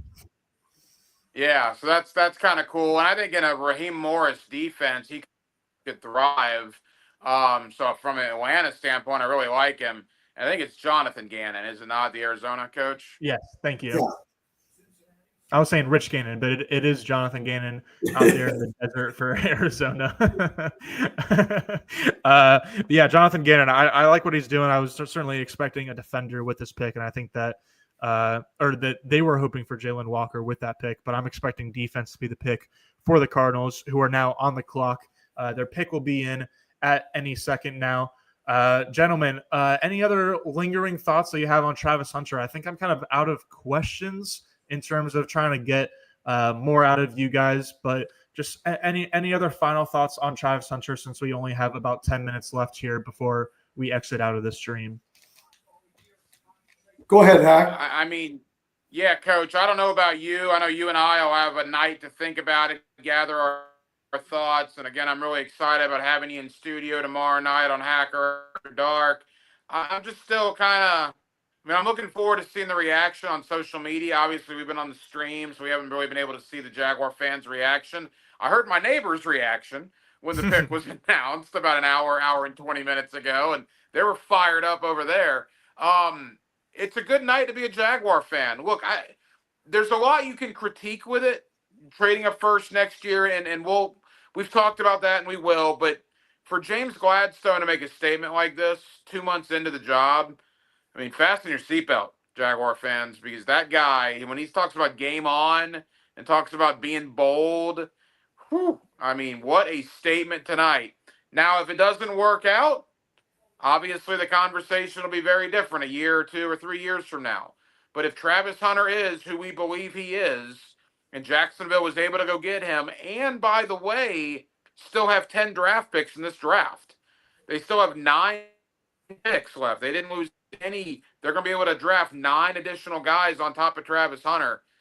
That's a good deal for James Gladstone, man. Thumbs up from him for me tonight. Yeah, my feeling is those young guns over there are firing at him, because that surprised everybody. I guarantee you. Other than was it Zilla or whatever you call him? Who was the guy that? Huh?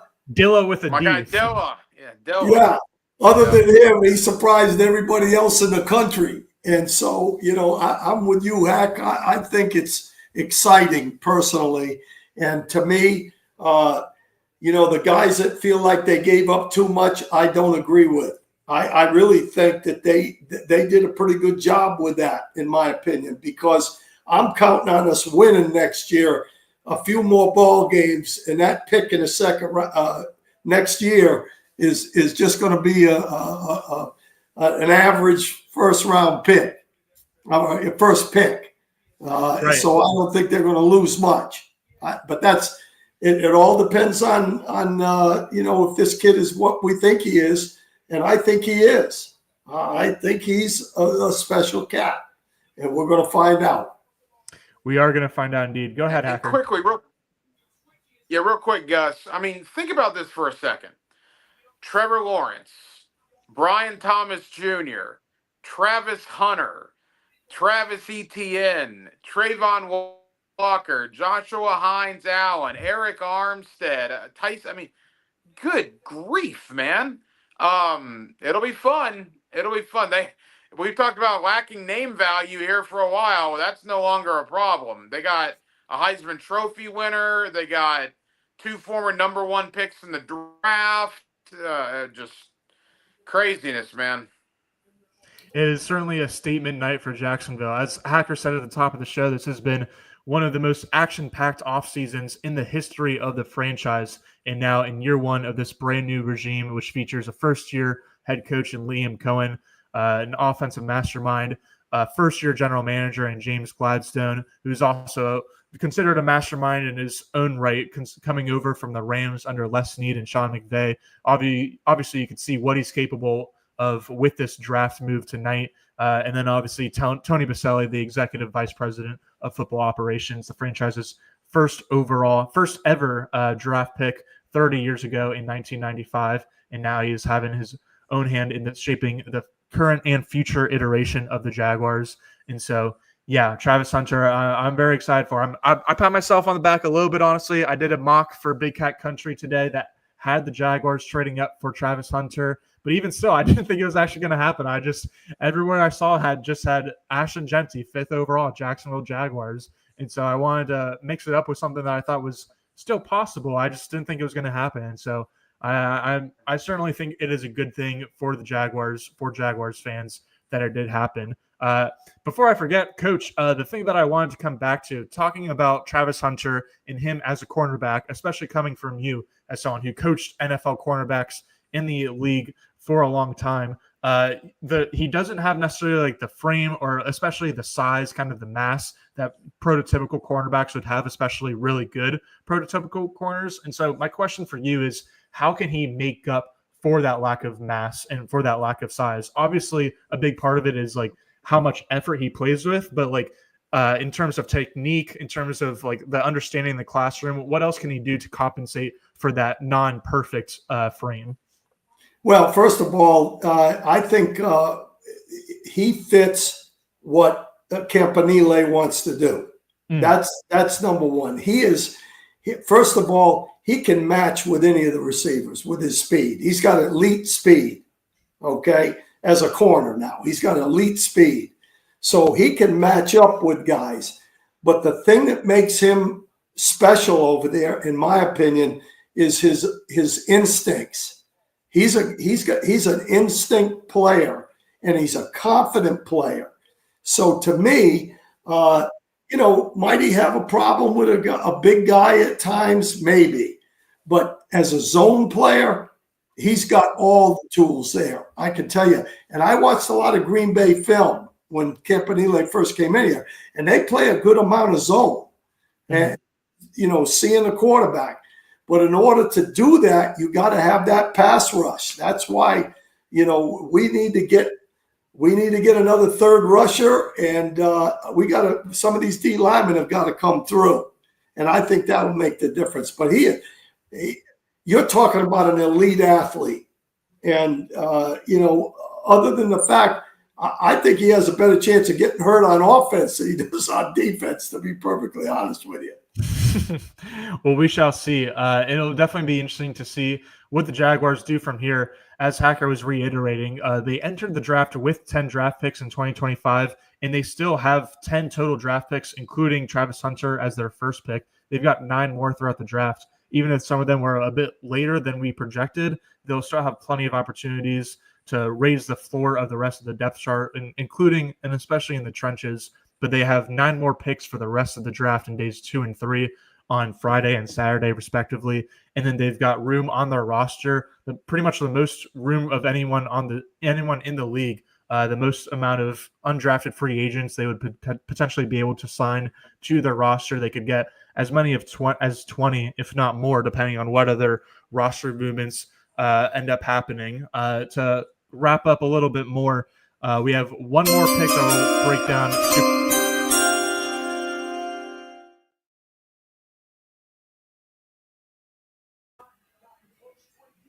As I guessed, not Rich Gannon, but Jonathan Gannon of the Arizona Cardinals, and they out there in the desert went with a defensive player. They went with Walter Nolan out of Ole Miss, a defensive tackle. And so don't know if you guys have any thoughts on Walter Nolan or the Cardinals, but more so, I guess just to look forward in the draft for the Jaguars, would you guys both say that pass rusher is the top need entering day 2 for the Jaguars, or are there any other lingering needs that you think definitely need to be addressed with some of their day 2 selections? We'll start out with Hacker.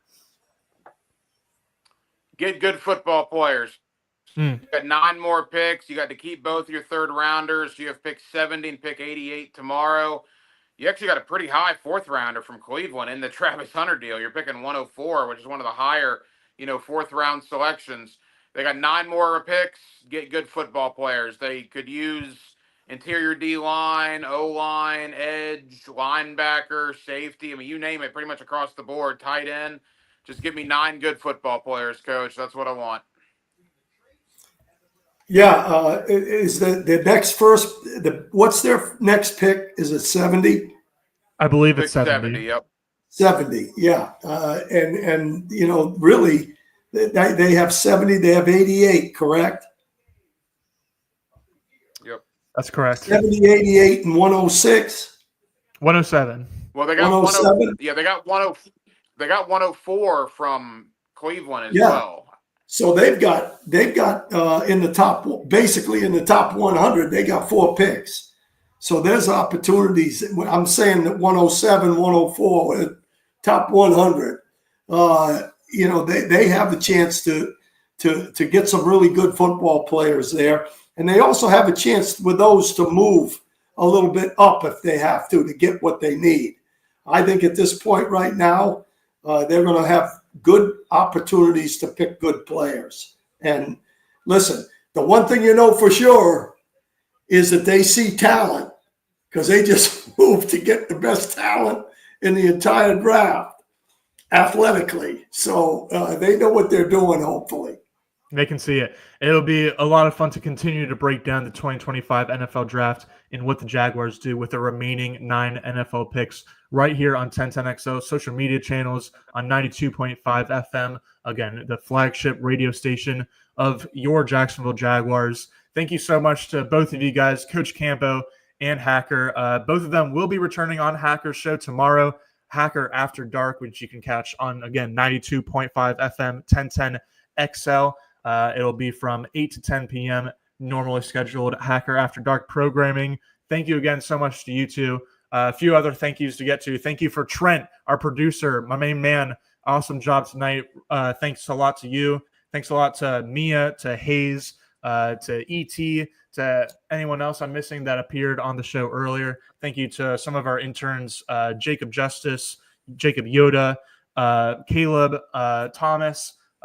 Shout out John O'Leary. I think that's pretty much everyone, but thank you to everyone, especially you two, who helped put this thing together for the first ever live stream that we've done for draft night on not just Duval Rundown here, but 1010XL. And so obviously, of course, biggest thank you of all to all of our watchers and listeners and commenters. Wouldn't be here without you guys, obviously. And so thank you for joining along tonight. Make sure to check out the rest of our content through draft weekend and through the 2025 season and beyond.